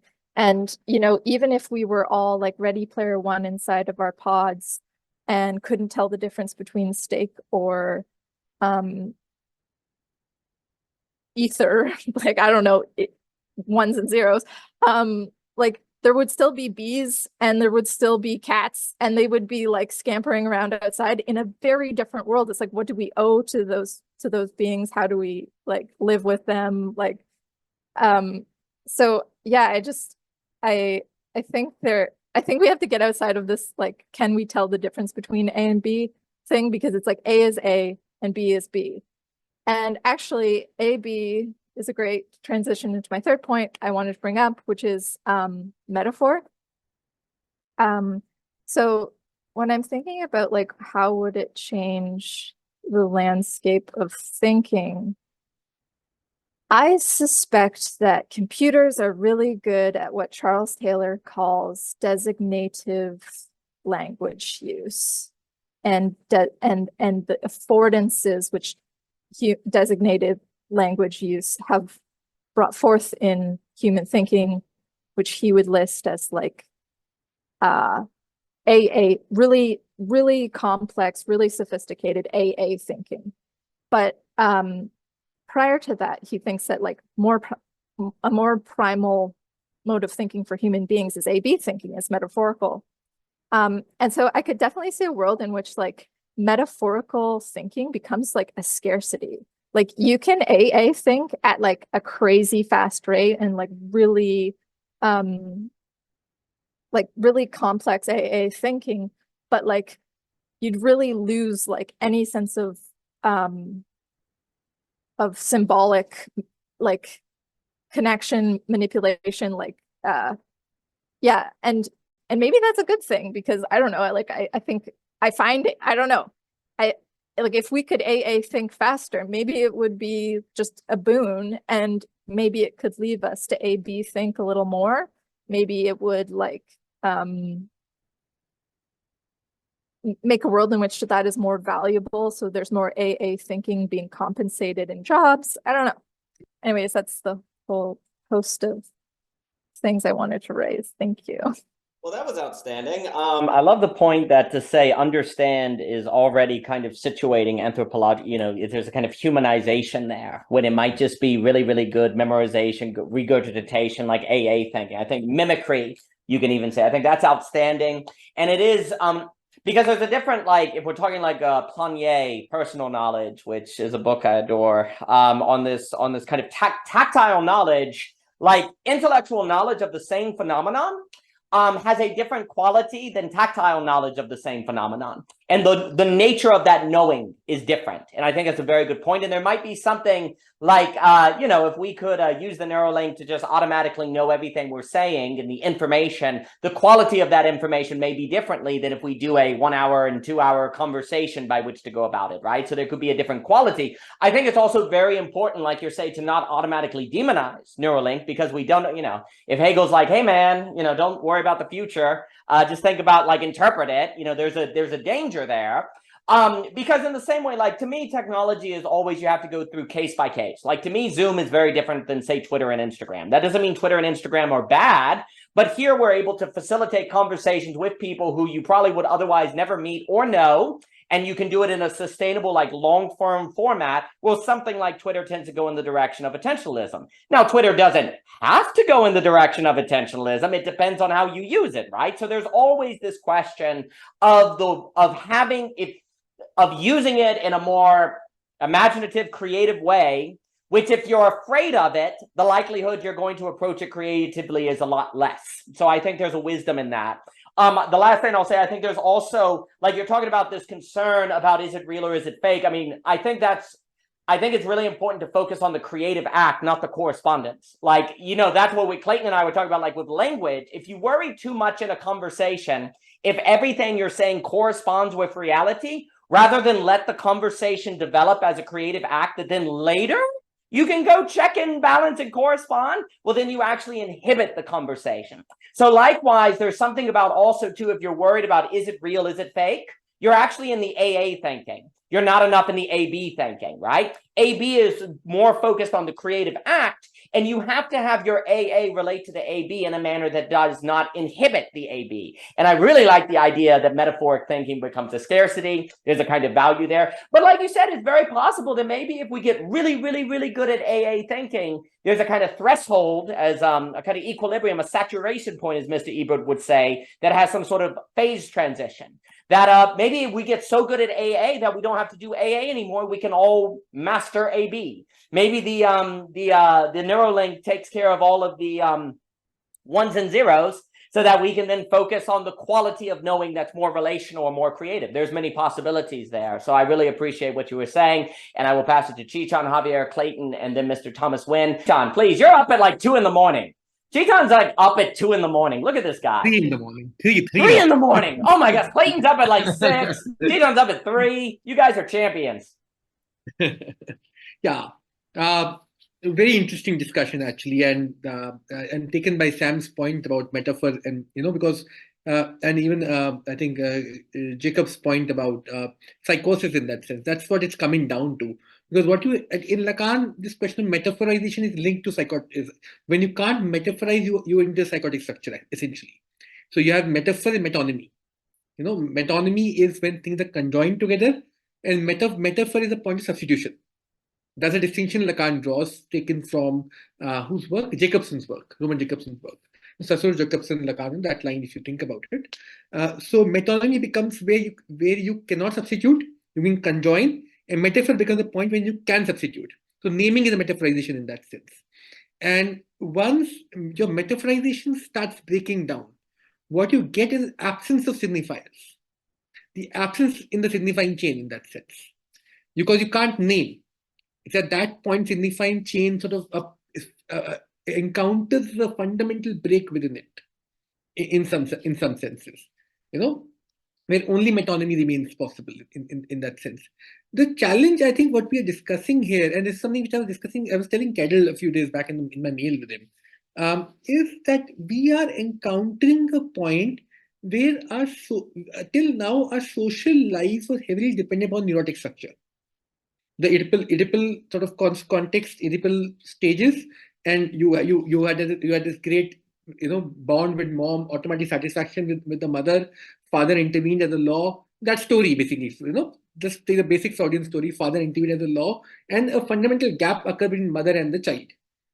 For women it's different, for man it's different, whatever the story is.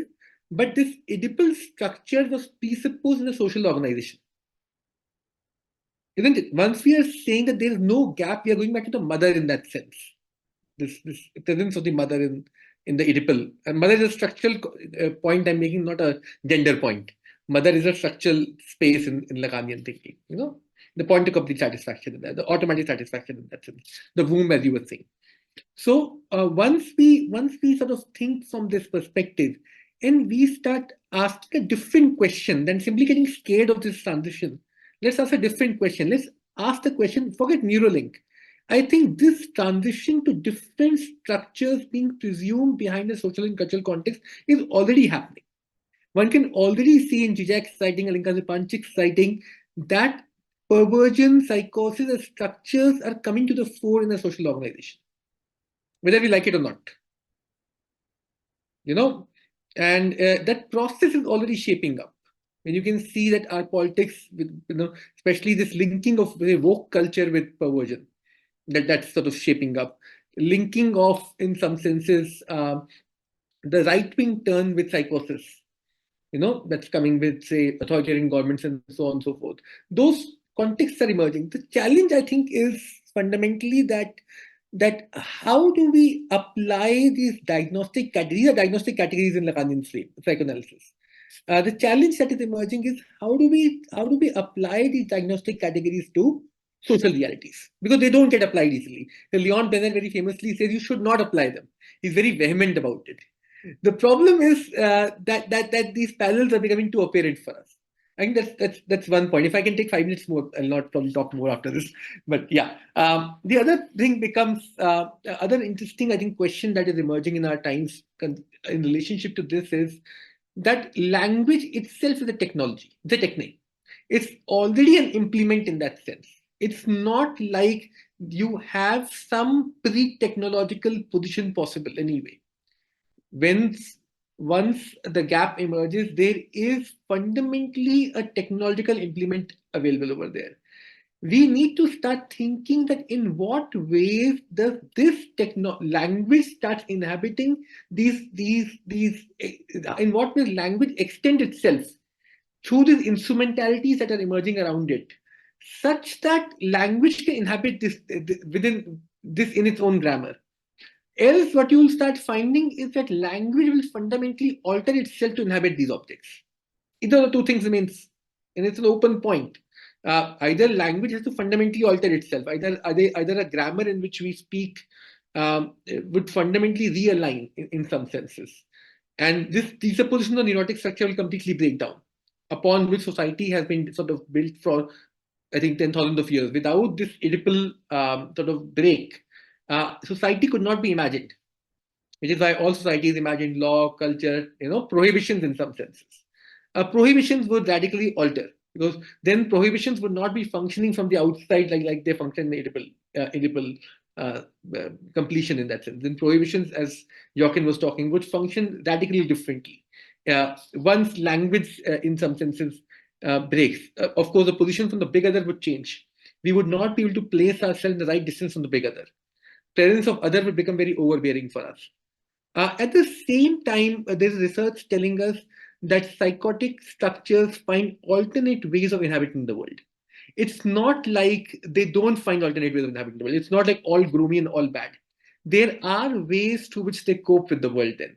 There are ways in doing things which are not dependent upon repression to handle the pressure of the world.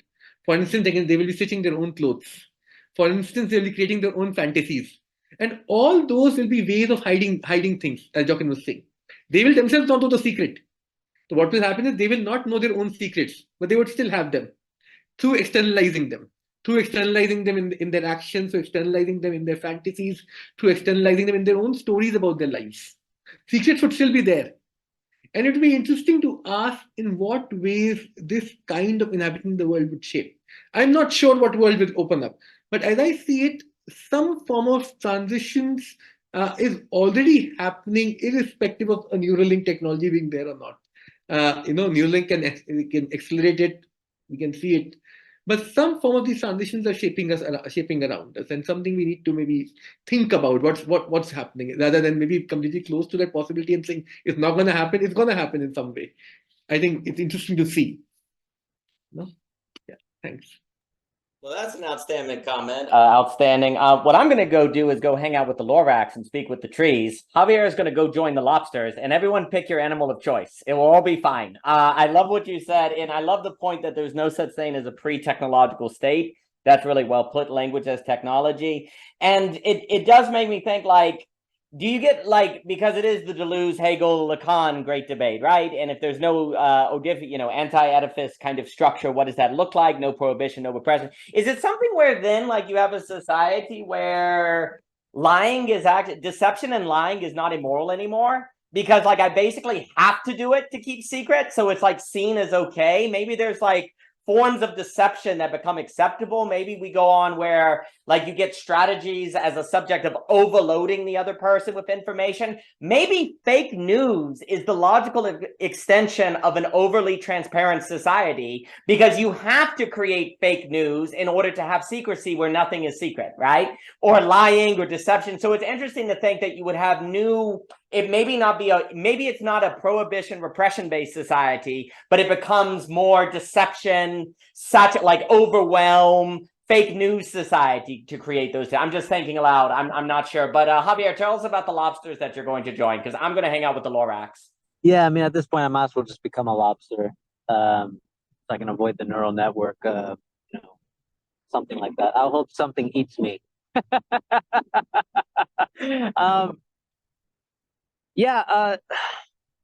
I mean, I like Chetan's point, this idea that the big other would be too close, because even if we go back to a more like original Freudian point, if we take Neuralink seriously, this idea between superego, ego, and id, and like Thomas Winn said, we will be subjected. The ego will not be able to choose. The ego will not be able to reconcile between superego and id. It will be subjected. You will have no choice. To me now, that's a real gamble. Like, you would probably get something like what Chetan's talking about, like a psychotic kind of manifestation, because now you have stripped the ego of its ability to actually reconcile social, organization, big other, etc., and your own instincts. And that poses a problem itself. But another point that Chetan brought up, which is that in some sense, Neuralink is not new.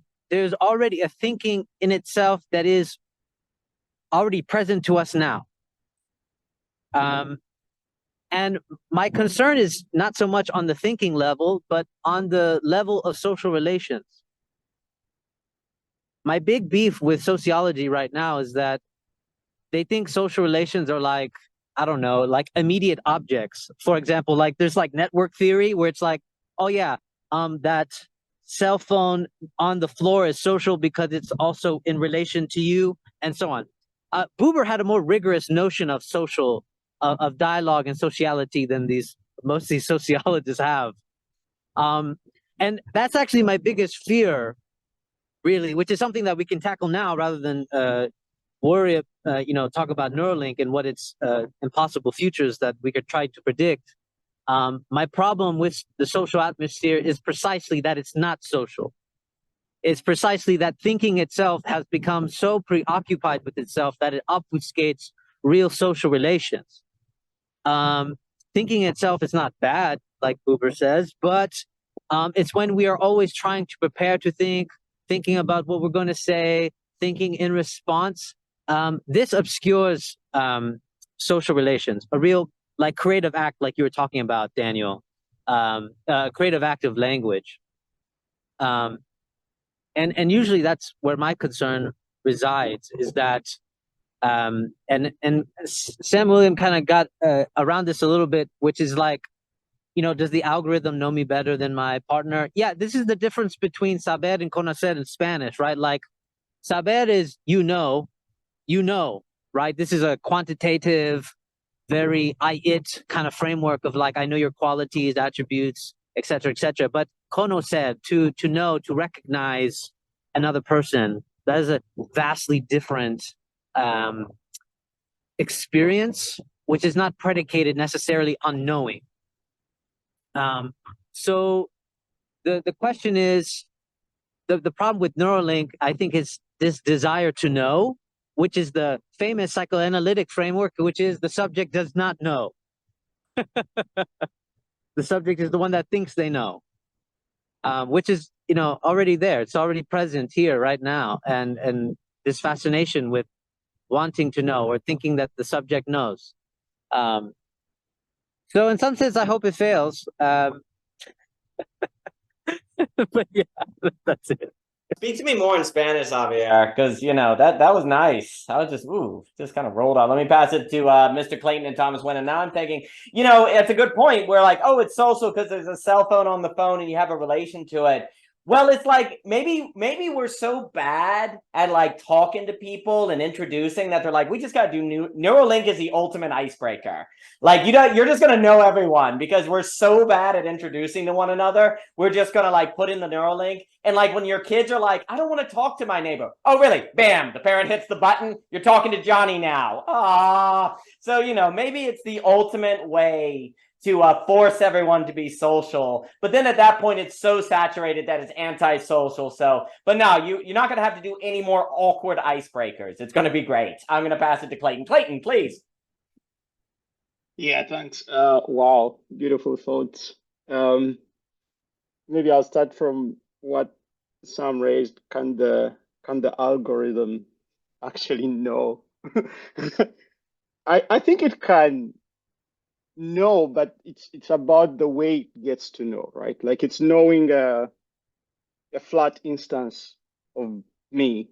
So it's like I'm a deep object, like I have depth, but it can know me propositionally in a flat way. Now, and then project what I could be. Now, whether its projection is accurate, that's different from it actually knowing me.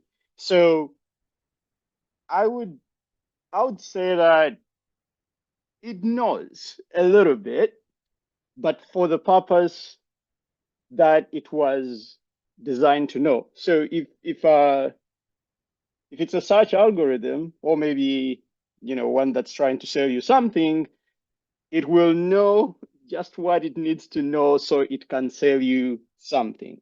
Now, it knows it a little bit, but you are way deeper than that, because one thing I'm pretty convinced has not yet been achieved with technology is the recreation of, you know, a spirit. Because like, if you want to mechanically create a spirit, then it loses its spirituality in a way. So that's still a problem, which I think the whole Neuralink thing is sort of like trying to solve for. It's like, well, what if we could just augment the spirits and make them speak to each other? But then it's like, are they? It's like, I don't know, it's too many problems there. It's like, which brings me to the question is like, you know, what is the spirit of Neuralink, right? Like, does it have a spirit? What is that? What are we the spirit of Neuralink? Does it own us? Do we own it? I don't know. It's like too many things there. Elon Musk has God. Yes. But going back to something that Javier raised about thinking, like we're doing a lot of thinking about, which then reminded me, like in a conversation, actually you're thinking with. It's like the orientation has to be thinking with, as opposed to thinking about. So when you're thinking with, then the thought is sort of like collective. And, you know, going back to what Daniel was saying yesterday, it creates the wave, and then we all get to ride that wave and experience it. So yes, I think we need to go more to the thinking with. And I think if you look at Neuralink from the lens of thinking with, it can enhance that, I think, because in the current, you'd say, existence of language, or the current version of language, or whatever language can be, it's always going to have a limit to it. There's always going to be parts that we can't articulate. And I think something like Neuralink can support that. It can help transmit some extra data or some extra information that we couldn't get across through articulation. So there can be a positive to that. And I think, should we fight it? Should we be afraid of it? I think we should allow it to fail, like get to the point of failure, so then we can know its limit. Because once we know, because if you remember, like early last year when GPTs rose, everybody's scared, how the jobs are gonna go, oh my God.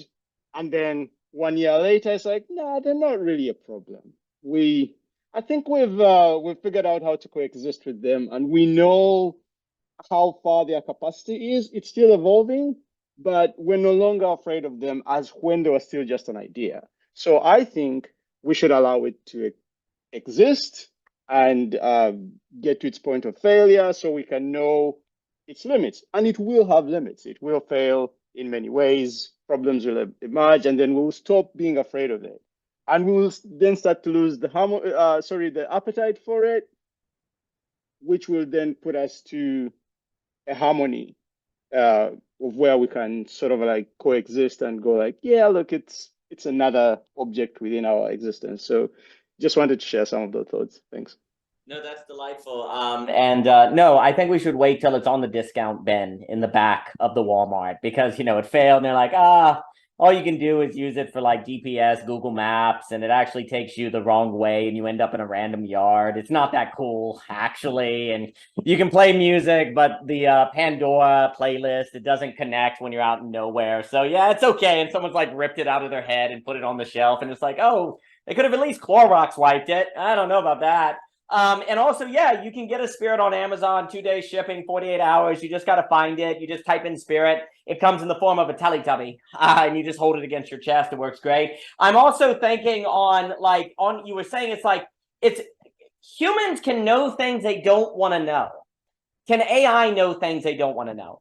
Like, is there something about the very human capacity to know things that they don't want to know, or to know things they didn't know, that can transform the quality of all their other thoughts? I wonder if those are necessary conditions of creative thought, or certain sort of relationality that cannot occur. I think there's also something on this question of process on, does meat that you cook, like you hunt and cook, I'm thinking about like omnivore's dilemma, like you do the whole meal yourself, does that steak taste better than a steak that you just buy from Kroger's? People would say no, but other people would say yes. If so, there could be a quality of thought, quality of food that requires the process to have that quality. But I am wondering, like, on this idea, there is something to be said as well, that since ideas are not experiences, the ideas are more frightening than the actuality. But then that might lull you into a sense of false safety, to when then you let it in, and it's like right now everyone's like, no, there's not going to be a recession. We were all scared about an economic downturn. It didn't happen. And then in February, the housing market crashed. You know, you have to wait for everyone to get, like, when everyone's ready for the economic recession, nothing happens. You got to get everyone loaded back up into NVIDIA, and then you kill them all. So, you know, there's that. But then there also is the tension of like, oh, it's kind of gimmicky. Like, all you can do is, it's just kind of gimmicky, actually. And, oh, why were we scared of that?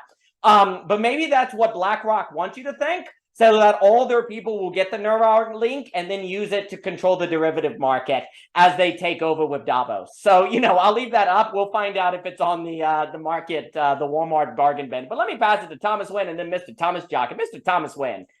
I'm realizing, Daniel, that you're very distracting. Like, I have a very solid point in mind, and all of a sudden my brain is going somewhere else. And I wish I made notes in that sense. Because you want to go to the bargain bin. You're like, why am I talking? I need to go I want to go Walmart. to BlackRock and speak to them and get some inside trading tips and stuff. I think my point kind of connects to everything that's been said, which is helpful with Clayton and Chetan. I think with Chetan, I wanted to approach it more like in the psychoanalytical realm of Lacan and psychoanalysis. With Clayton, I think it's a bit tidier with what I want to say, because I think it speaks to even my comment, like the distinction that Heidegger makes between calculative thinking and what in the early 50s he talks about meditative thinking, which is like, so he made like a lot of texts in the 40s that led to the early 50s where he talks about thinking, like the question concerning thinking, like what is thinking, like how do we think about thinking in a different way, which gets to its essence, which means way, like Wesen. And I think this is the point. Technology conceals and now subjects us in a way to not being kind of exposed or unconcealed to a type of thinking which is actually able to think, either thinking, language, being, you know, or a type of experience which is more released or more open. And I think this is the danger of technology in that precise sense. It's that which conceals meditative thinking, because it literally subjects us to calculative thinking. It makes us overly rationalize ourselves as A equals A, as if we are the accurate representation of ourselves. And so the algorithm kicks in and says, yes, you are this. That is you. I know you because you are this. Your partner does not know you because I know you and your desires and your search history and everything like this. I know you. But this is the point, like, and I think this is the openness of our own personal experience. We are all subject to the other in the psychoanalytical sense of the desire of the other. Like, oh no, I feel like this, so I need to do this. I have this desire, so I should fulfill this desire according to the historical parameters of my own experience, you know. And of course, it's always historically framed. It's always framed by culture, by language, by place, by position. But I think Heidegger is always questioning the absolute in that sense, because he wants to bring us to the question of the infinite in that sense, not just finite frameworks that lead us to positions of desire, but he questions what is it that lets us desire in the first place. And I think so what I wanted to say with Chetan was in the 50s he talks about waiting. So in country path conversations, there's a scientist in the conversation, there's three people, And what always problematizes the scientist who wants to rationally know what thinking is, according to cognitive sciences and like, you know, physics and everything, but also he's very humble in the conversation, which is helpful. He gets caught up and he has a revelation concerning the concept of waiting, meaning not expecting an answer or not expecting a direct connection to the truth itself. It means that you hesitate before what's given to you as an answer to the question that you have. And that moment or brief exposition to waiting is, for the Heidegger of the 1950s, the scholar and the guide in the conversation, it's that which brings you to what isn't able to be quantitatively given to you according to calculative thinking, which is an answer that's like mathematically produced. And so Heidegger's early work is all about the history of modern metaphysics has been mathematical. It's been about grounding our experience according to a subject who can rationally represent or represent objects according to like quantitative determinations. Like, this is this, that is that, I know this, that's my security in the world, you know, like that grounds me. Heidegger wants to show you that that experience of what grounds you is then subject to a different quality of living, a quality of experience which is able to wait. And in waiting in the abyss or waiting in the no thing, we're able to have an experience of, and this is my work in a way, of nothing other than the type of quality that you experience, meaning like released or open. And that guarantees certitude. And I think this is the danger of technology, is that it conceals that aspect of waiting or releasement, you know?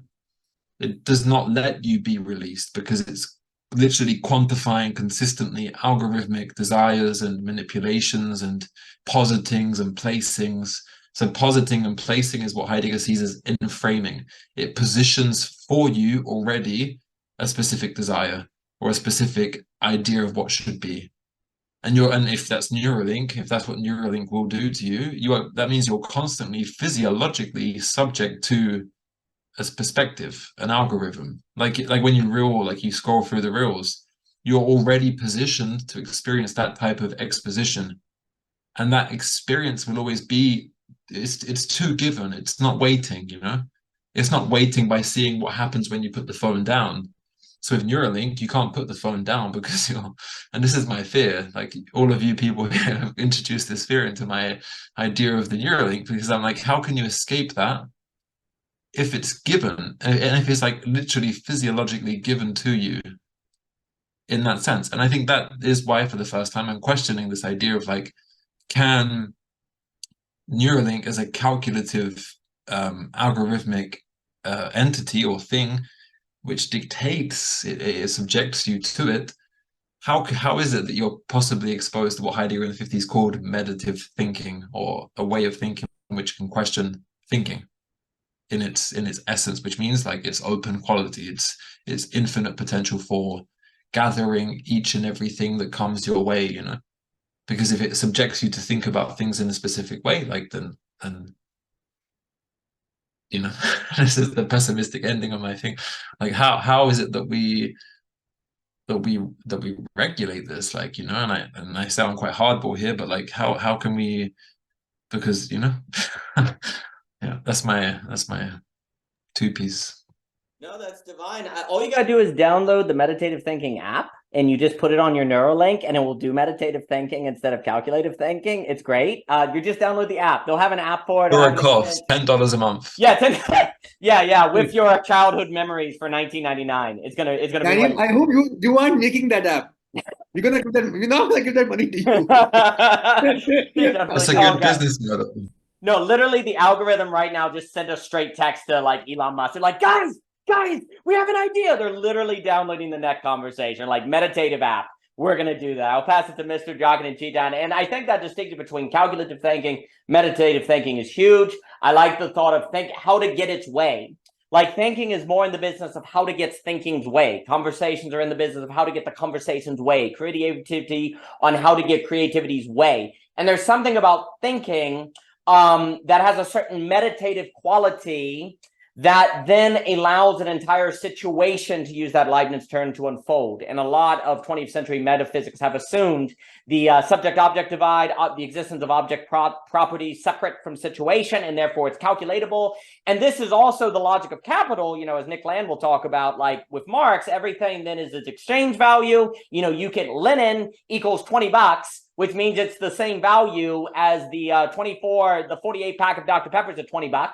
And so there's a kind of reduction that makes them exchangeable, but that very you can then calculate the value, and then AI is the logical extension of the logic of capital. Now, that doesn't mean capital is bad. That means it's a mental model that tends to overfit, because human beings tend to overfit everything, and we need to learn how to not do that. Calculative thinking has a role, but we tend to overfit it and make it replace meditative thinking. And now I'm wondering if also the problem with transparency is, if I can know everything about you, I can't know you as a being that holds X back versus Y back.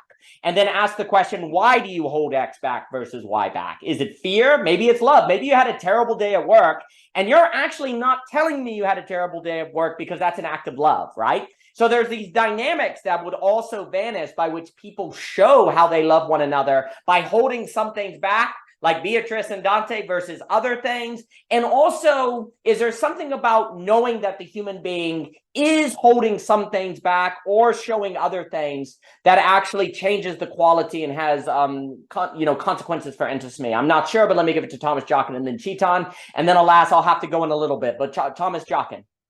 Well, you know, I'm reminded of our conversation last week on the net about the fractal self.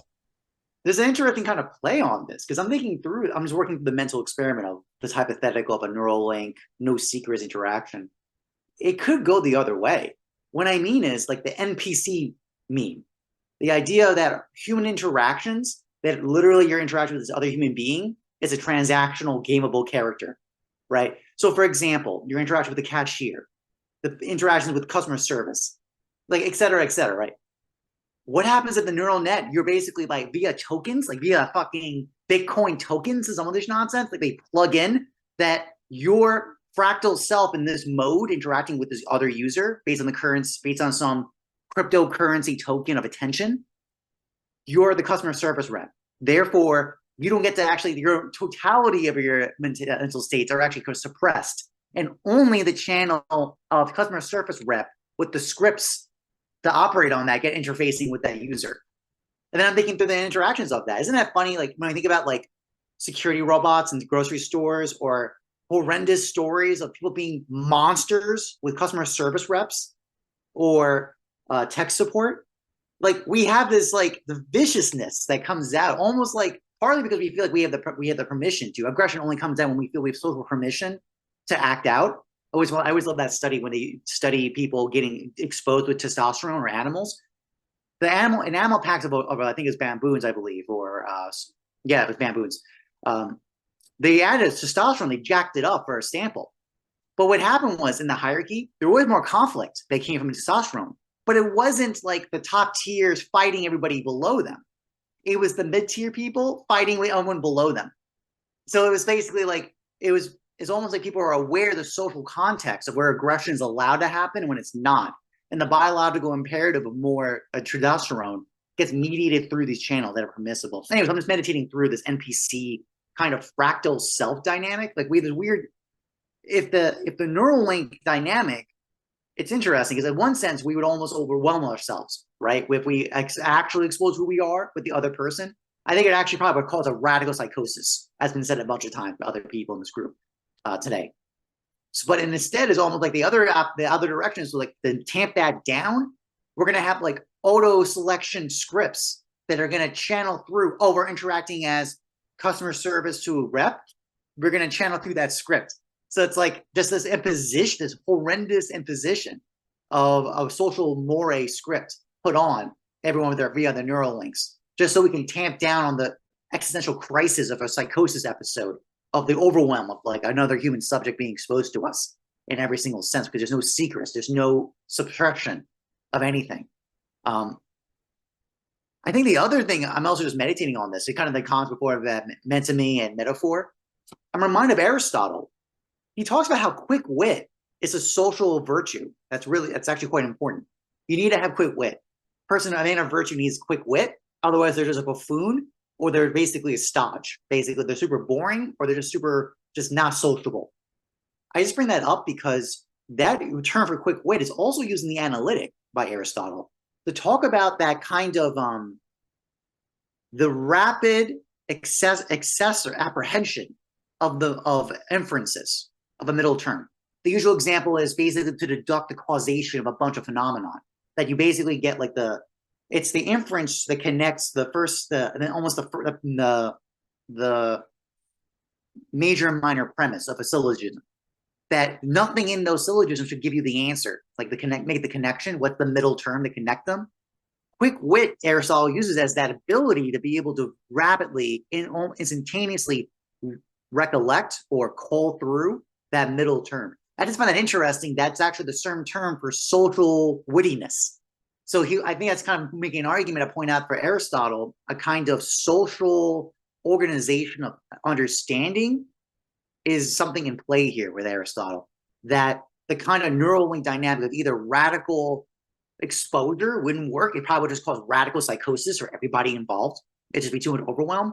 Or in a kind of iatrogenic overreaction, we stamp down by mediating all our interactions by a known vector of some token exchange. And I mean, that term token exchange is actually interesting, right? I'm just, on that closing note, I'll just say it's fascinating. It's almost like we never want the full exposure of everybody else, right? It's almost too overwhelming, like the real, basically. We can't handle the real in any mode or any way. But yet we don't want that token just flatness of just a cashier exchange, especially when it's fake. We actually hate that. And we feel like we have a permission to kind of actually be quite spiteful and just kind of aggressive with them because we can. But yet there seems to be, we want some sense of belonging that goes beyond the transaction. So my common example in my mind is some kind of sense of community, larger.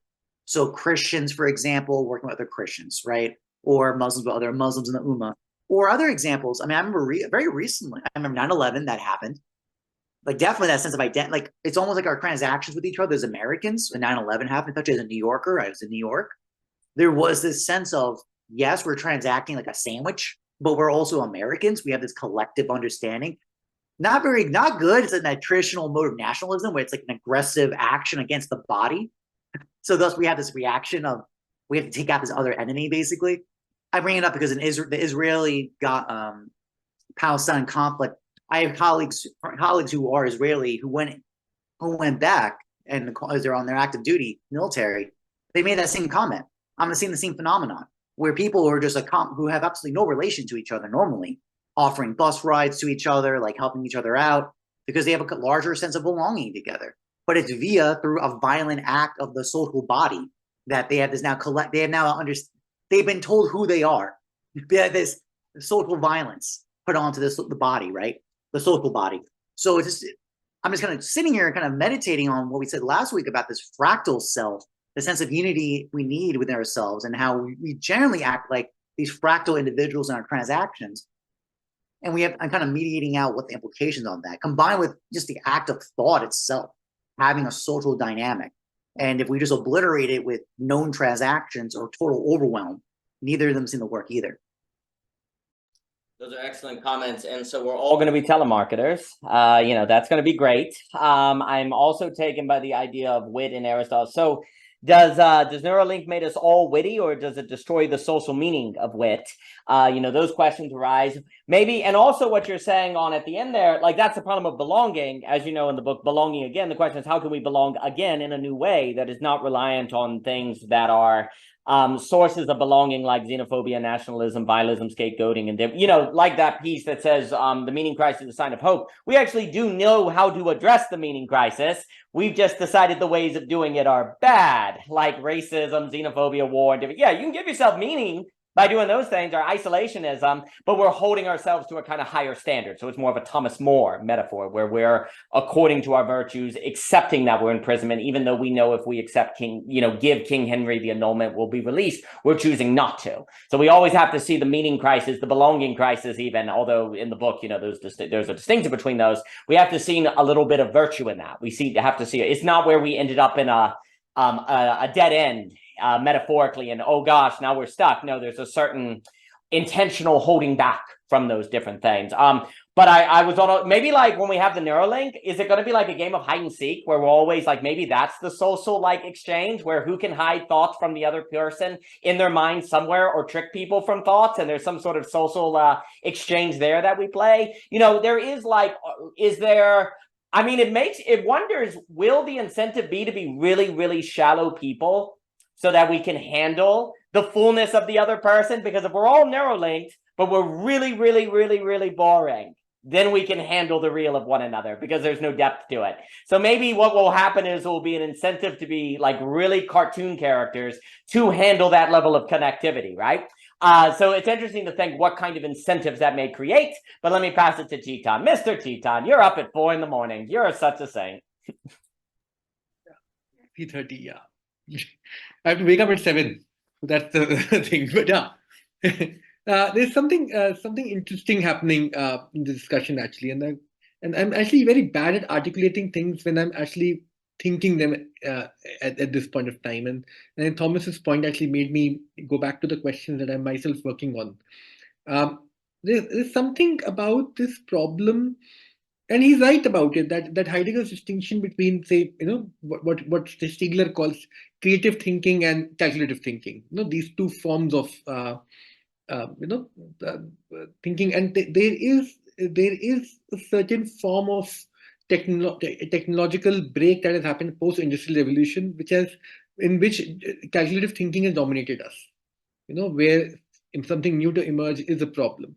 But there is another dimension to this problem of calculating creative dimension, which I think Stigler and Heidegger both are not able to think, which is that once we move out of neurotic structure, we automatically, in some senses, assume the worst of the psychotic symptoms or the perverse symptoms.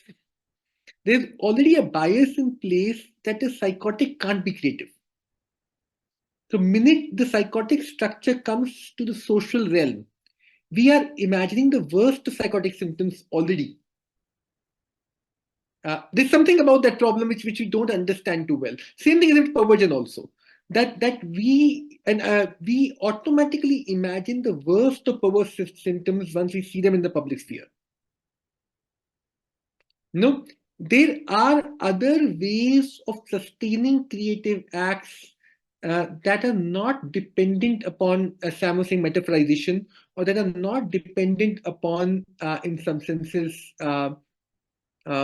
certain kinds of chain of signification in some sense, in that sense, which we do not know how to inhabit those forms of psychic structures in our social lives. There is a genuine contradiction and problem there. I mean, most of philosophical thinking, if you look at most of philosophical tradition back, it has already assumed the neurotic structure based upon which creativity is already defined in that sense, in which a creative act is already presupposed. I was at a conference last month, and I presented this point about how there's a certain psychotic structure emerging in the way state is engaging with slums in cities in global south, and the point was very well received. It was so well received, and I didn't realize that this simple point would already activate the bias in people's mind that psychotic structure means the state is becoming psychotic and the worst psychotic symptoms were imagined by everybody around me. I didn't mean it like that. It dawned on to me when in the last sort of session, I talked about perversion in the context of queer theory. And I got such bad reactions from everybody. And I realized, oh, the same thing is happening there also. I'm really sorry. But we immediately see that once we invoke these structures in especially in context of sociology, anthropology, even philosophy, we already imagine the worst of symptoms. For instance, when we talk about neurotic structure, we do not imagine the neurotic structure to function in a manner where the person already has extreme anxiety. The person already has extreme obsessional symptoms. The person already has extreme, those are not our imaginations in conventional notions of creativity in that sense. Those are part of creative act. Of course, we do experience anxiety when we are being creative. We do experience obsession. We do experience symptoms on our bodies. Hysteric symptoms would be there. All of these would be there as part of structure, but we don't imagine extreme neurotic break as part of that, isn't it? But we do imagine extreme psychotic break when we discuss psychosis.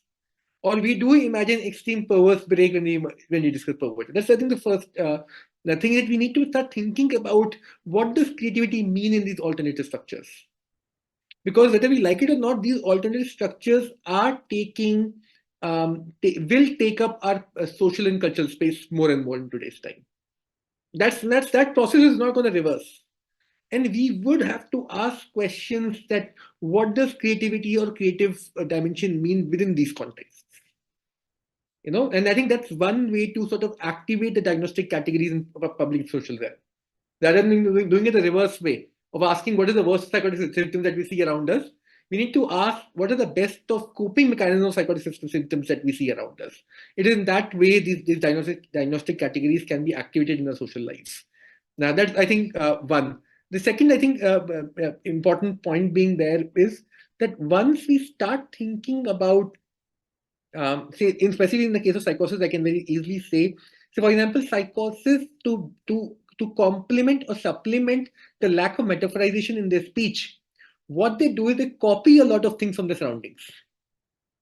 And they use that as the basis of doing other things.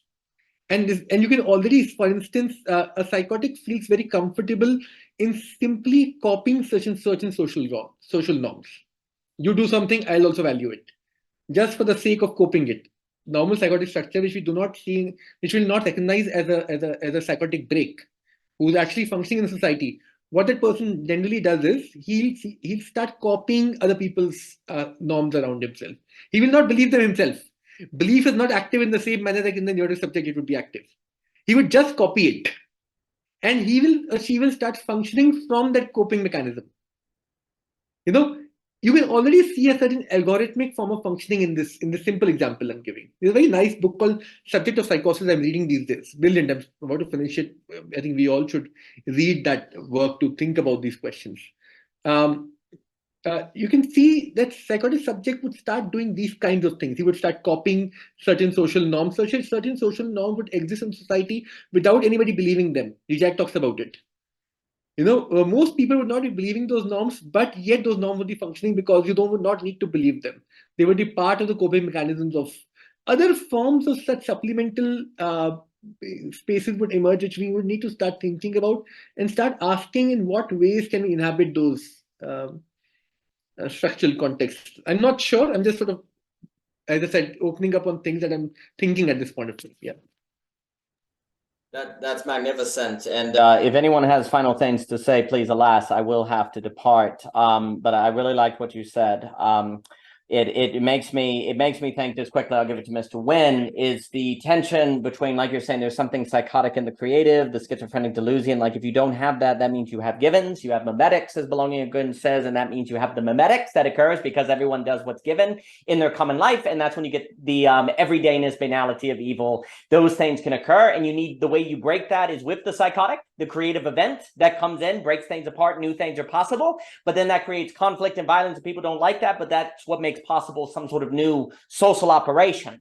I think the problem becomes like that I think like Leopold Koh and different things is when nation states were smaller and you had decentralization, you could have these breaks of the psychotic for creative possibility without causing World War III or causing massive global collapse or housing bubbles or different things. And what we've done, unfortunately, is created a condition that makes it very difficult for almost the you almost want to say the moral psychosis, the moral moments of creative that come in, that open up possibilities that you need, or you can fall under certain tyrannies, right? And so what does it look like? How do you bring in necessary levels of the event? And I know these terms all mean different things. These moments of the psychosis, the release, as Philip Reeve says. How do you bring that in a very centralized world? Where bringing that in seems to have massive black swan complexity events, all the meta crisis people talking, that if you don't bring those things in, you're stuck under the logic of capital, maybe. And that's why Dugin's like, we got to get away from neoliberalism, but now we have, all this stuff in Ukraine, and then you have all these bifurcations of the world. But the point that you're getting at on the idea that we have to see the psychotic as having this certain role to break across givenness for creative opportunity, I think that's very, very important, or else we fall into various memetics that can be or the following into the fetish, as Mr. Zizek will say. I appreciate that comment, but let me give it to Thomas Winn. Mr. Thomas Winn. I will be very quick because I'm very aware that you need to go. First question, like, can you put in the chat the name of the book that you mentioned, Chetan? Like, I've typed it on Google. Yeah, or speak it. The Subject of Psychosis. Because that interests me because I think psychosis is a way that frames my the subject of psychosis. Thanks.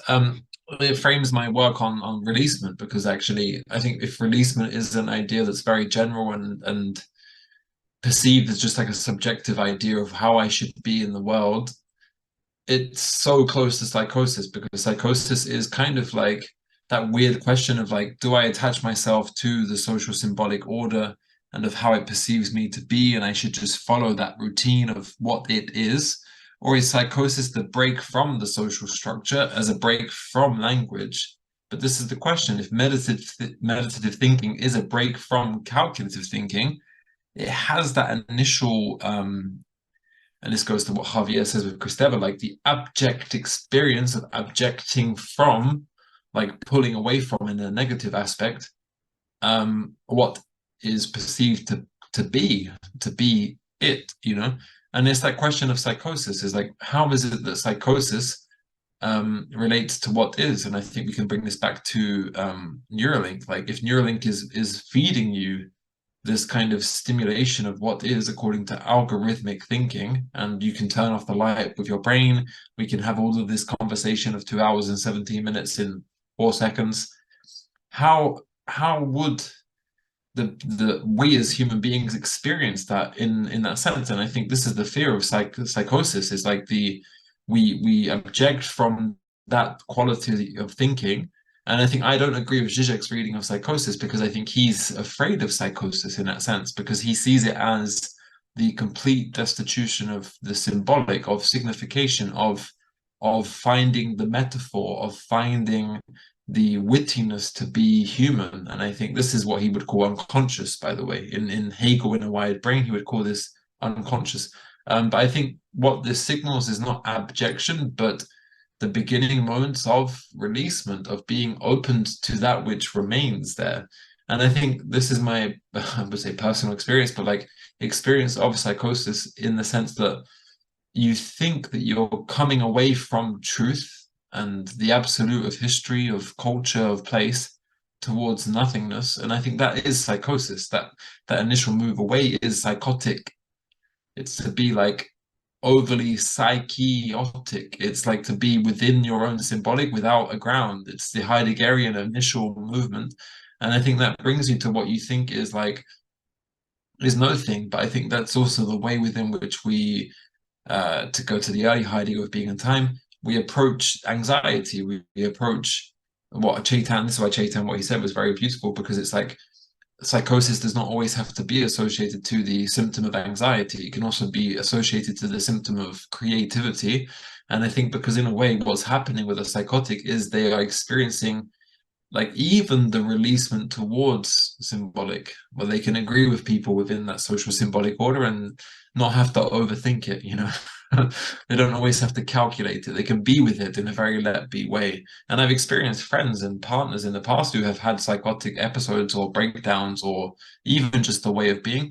And you see this compulsion to create and to do art and to read psychoanalysis and to do thinking, because I think in a way, and this is my point, like they are more released to experience whatever happens to be experienced. And I think, again, this goes back to Neuralink, because Neuralink, in a way, is trying to conceal that type of quality of thinking, whether we want to initially call it psychosis or meditative thinking, you know, like releasement or a kind of openness to whatever happens to be. And I think, again, it goes back to my point. This is the danger of technology, is that it conceals or attempts to conceal that possibility, you know. And I think this is what Thomas Jockin was saying, like about society, is trying to conceal the other's perspective. It's trying to conceal the possibility of like an opening in that sense, you know. And I think that's the point. But yeah, thanks Chetan for the book. I think I will read it. Outstanding. Where everyone is absolutely beautiful. And maybe what would be like if this whole conversation was instantaneous. I hear that the little gray aliens, the grays, experience language like seeing a picture. You know how you see a picture and you apprehend it all at once? That's apparently what language is like. So, you know, we'll become more alien like the little grays. So it's all going to work out. I'm also thinking about, you know, to take a positive side, I suppose. You know, obviously the question of the psychotic, destroying the social order, creative is the great, classic conservative with liberal debate, right? You know, Edmund Burke, you're like, you guys, you let the sublime take over from the beautiful. We're all going to die. And then, you know, people are like, well, if you don't, then we're all controlled by a certain logic of exchange and socialization. And it limits creativity. Ah, what a wonderful debate. And, you know, basically a lot of political debate is the tension between centralization, decentralization, union versus states and American logic and so on. And so there's always this question of how do you have global connectivity that seems to work against war, increase global trade, erasing poverty in China, all of these different things, without simultaneously finding ourselves in this place of a reduction of creativity or a limiting of the person or loss of time, energy, or reducing us all into exchange value, so on and so on. Well, there's like, well, you need this psychosis, this event, this kind of breakthrough. Yes, but that's the thing that, you know, could cause World War III or destroy the order, or is not Trump psychosis, right? Is not this emergence of some of this unexpected popularism psychosis? It's creative. You can say, well, no, it's a bad psychosis. Okay, according to who, right? So there's always this kind of tension, right? I wonder if maybe the Neuralink or some technology like this might help with this problem, in the sense, if I could, as a human being, get that Morpheus thing and literally have a lucid dream every night, would that be a place where I, as an individual, could have psychotic experiences that didn't destroy my social intelligibility with the people around me? You know, there's always this tension where Deleuze is like, okay, where we have, you know, intelligibility, epistemologies of representation, these can lead to capture, right? So that's kind of the tension. If you are intelligible, you can be captured, but if you're intelligible, you can also be flattened, right?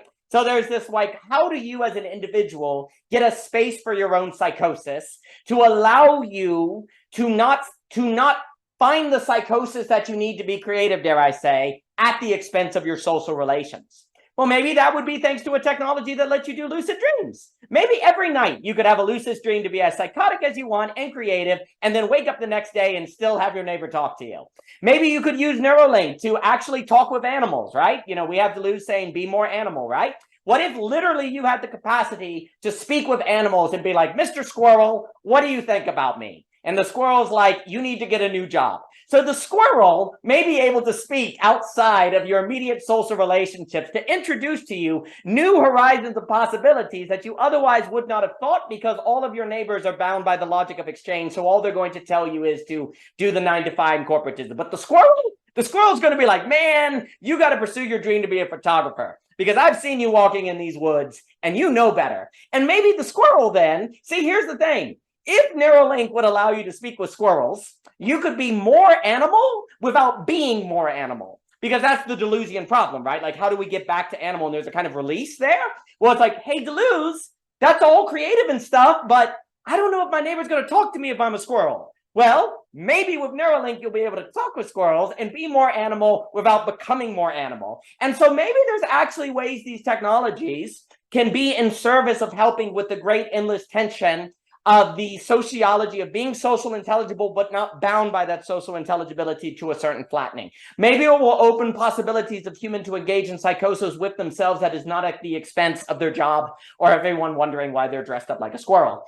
So there could be possibilities here. I understand that if you take an old vinyl player and you cut off like a tree and you take the tree and you put it on the vinyl player, it will make music and stuff like that. What if there are all sorts of things like that in reality that we might be able to experience with certain technologies that otherwise we would not? Well, that would allow us to have psychotic experiences, but not with other human beings, therefore not threatening our social intelligibility, but opening creative possibilities. So on a positive note, maybe there are ways, but you see, the key to this is you are using the technology for creative ends, not to simply win the status game of the system. That seems to be the caveat here, right? Like if you're using the technology to win the social games, that's when it's going to just fall in the logic of capture and so on and so forth. But what if you're literally thinking of it, new forms of interaction to expand horizons? There may be possibilities here. Mr. Winn, please, you want to be a squirrel? Me too. We're going to talk to squirrels. Completely. That's the way of being. That's my PhD final thesis. Is Let it to be a be. squirrel. Let it squirrel. Be a squirrel. Just one very quick point, like what you said there is art. Like art is a technique which enables you to frame things. You're framing, you're placing and you're putting onto life your interpretation, which is subjective and enforcing and violent. But what happens is you expose a gap within calculative thinking, which and this is for anyone who's interested in the origins of the work of art, is talking about the move to that which is letting things be already. It just enables you to break through to that which is, but it's a type of technique, a technology which lets you experience meditative thinking because you're being exposed to the world, to the earth, to the sky, to the divinities, to the mortals, to everything that is happening anyway, to the angels. Like it just brings, and to mortality in that sense of negativity, it brings you to what is without you having to correctly understand it or correctly know it or correctly comport to it or correctly correspond to it. Art as technique is precisely that point where you can dress up as a squirrel or you don't have to. But in that type of thinking, you recognize that, you know, and if you do, you do. If you don't, you don't. That's my final point. I'm so glad we have the title of this net conversation. You can dress up as a squirrel, but you don't have to. I'm so glad we came to that. Chetan, please. The day a squirrel talks to me, I won't talk to any of you over here. I don't need you guys. Chetan's like, that's it. I'm out. I'm fun. He's up as a squirrel. Oh yeah. In all honesty, let's be honest. I mean, come on. Yeah, it's clear. We're gonna be in the mountains. Oh, we're gonna be in the mountains. Everyone, this has been a blast. Thank you so much for your time. I hope you have a beautiful day. It's good to see you all. I'm glad we could arrive at Talking with Squirrels. I think that's beautiful. And I'm glad we're gonna have lucid dreams about talking with squirrels. Thank you all. It's been a delight. Have a great one. All the best.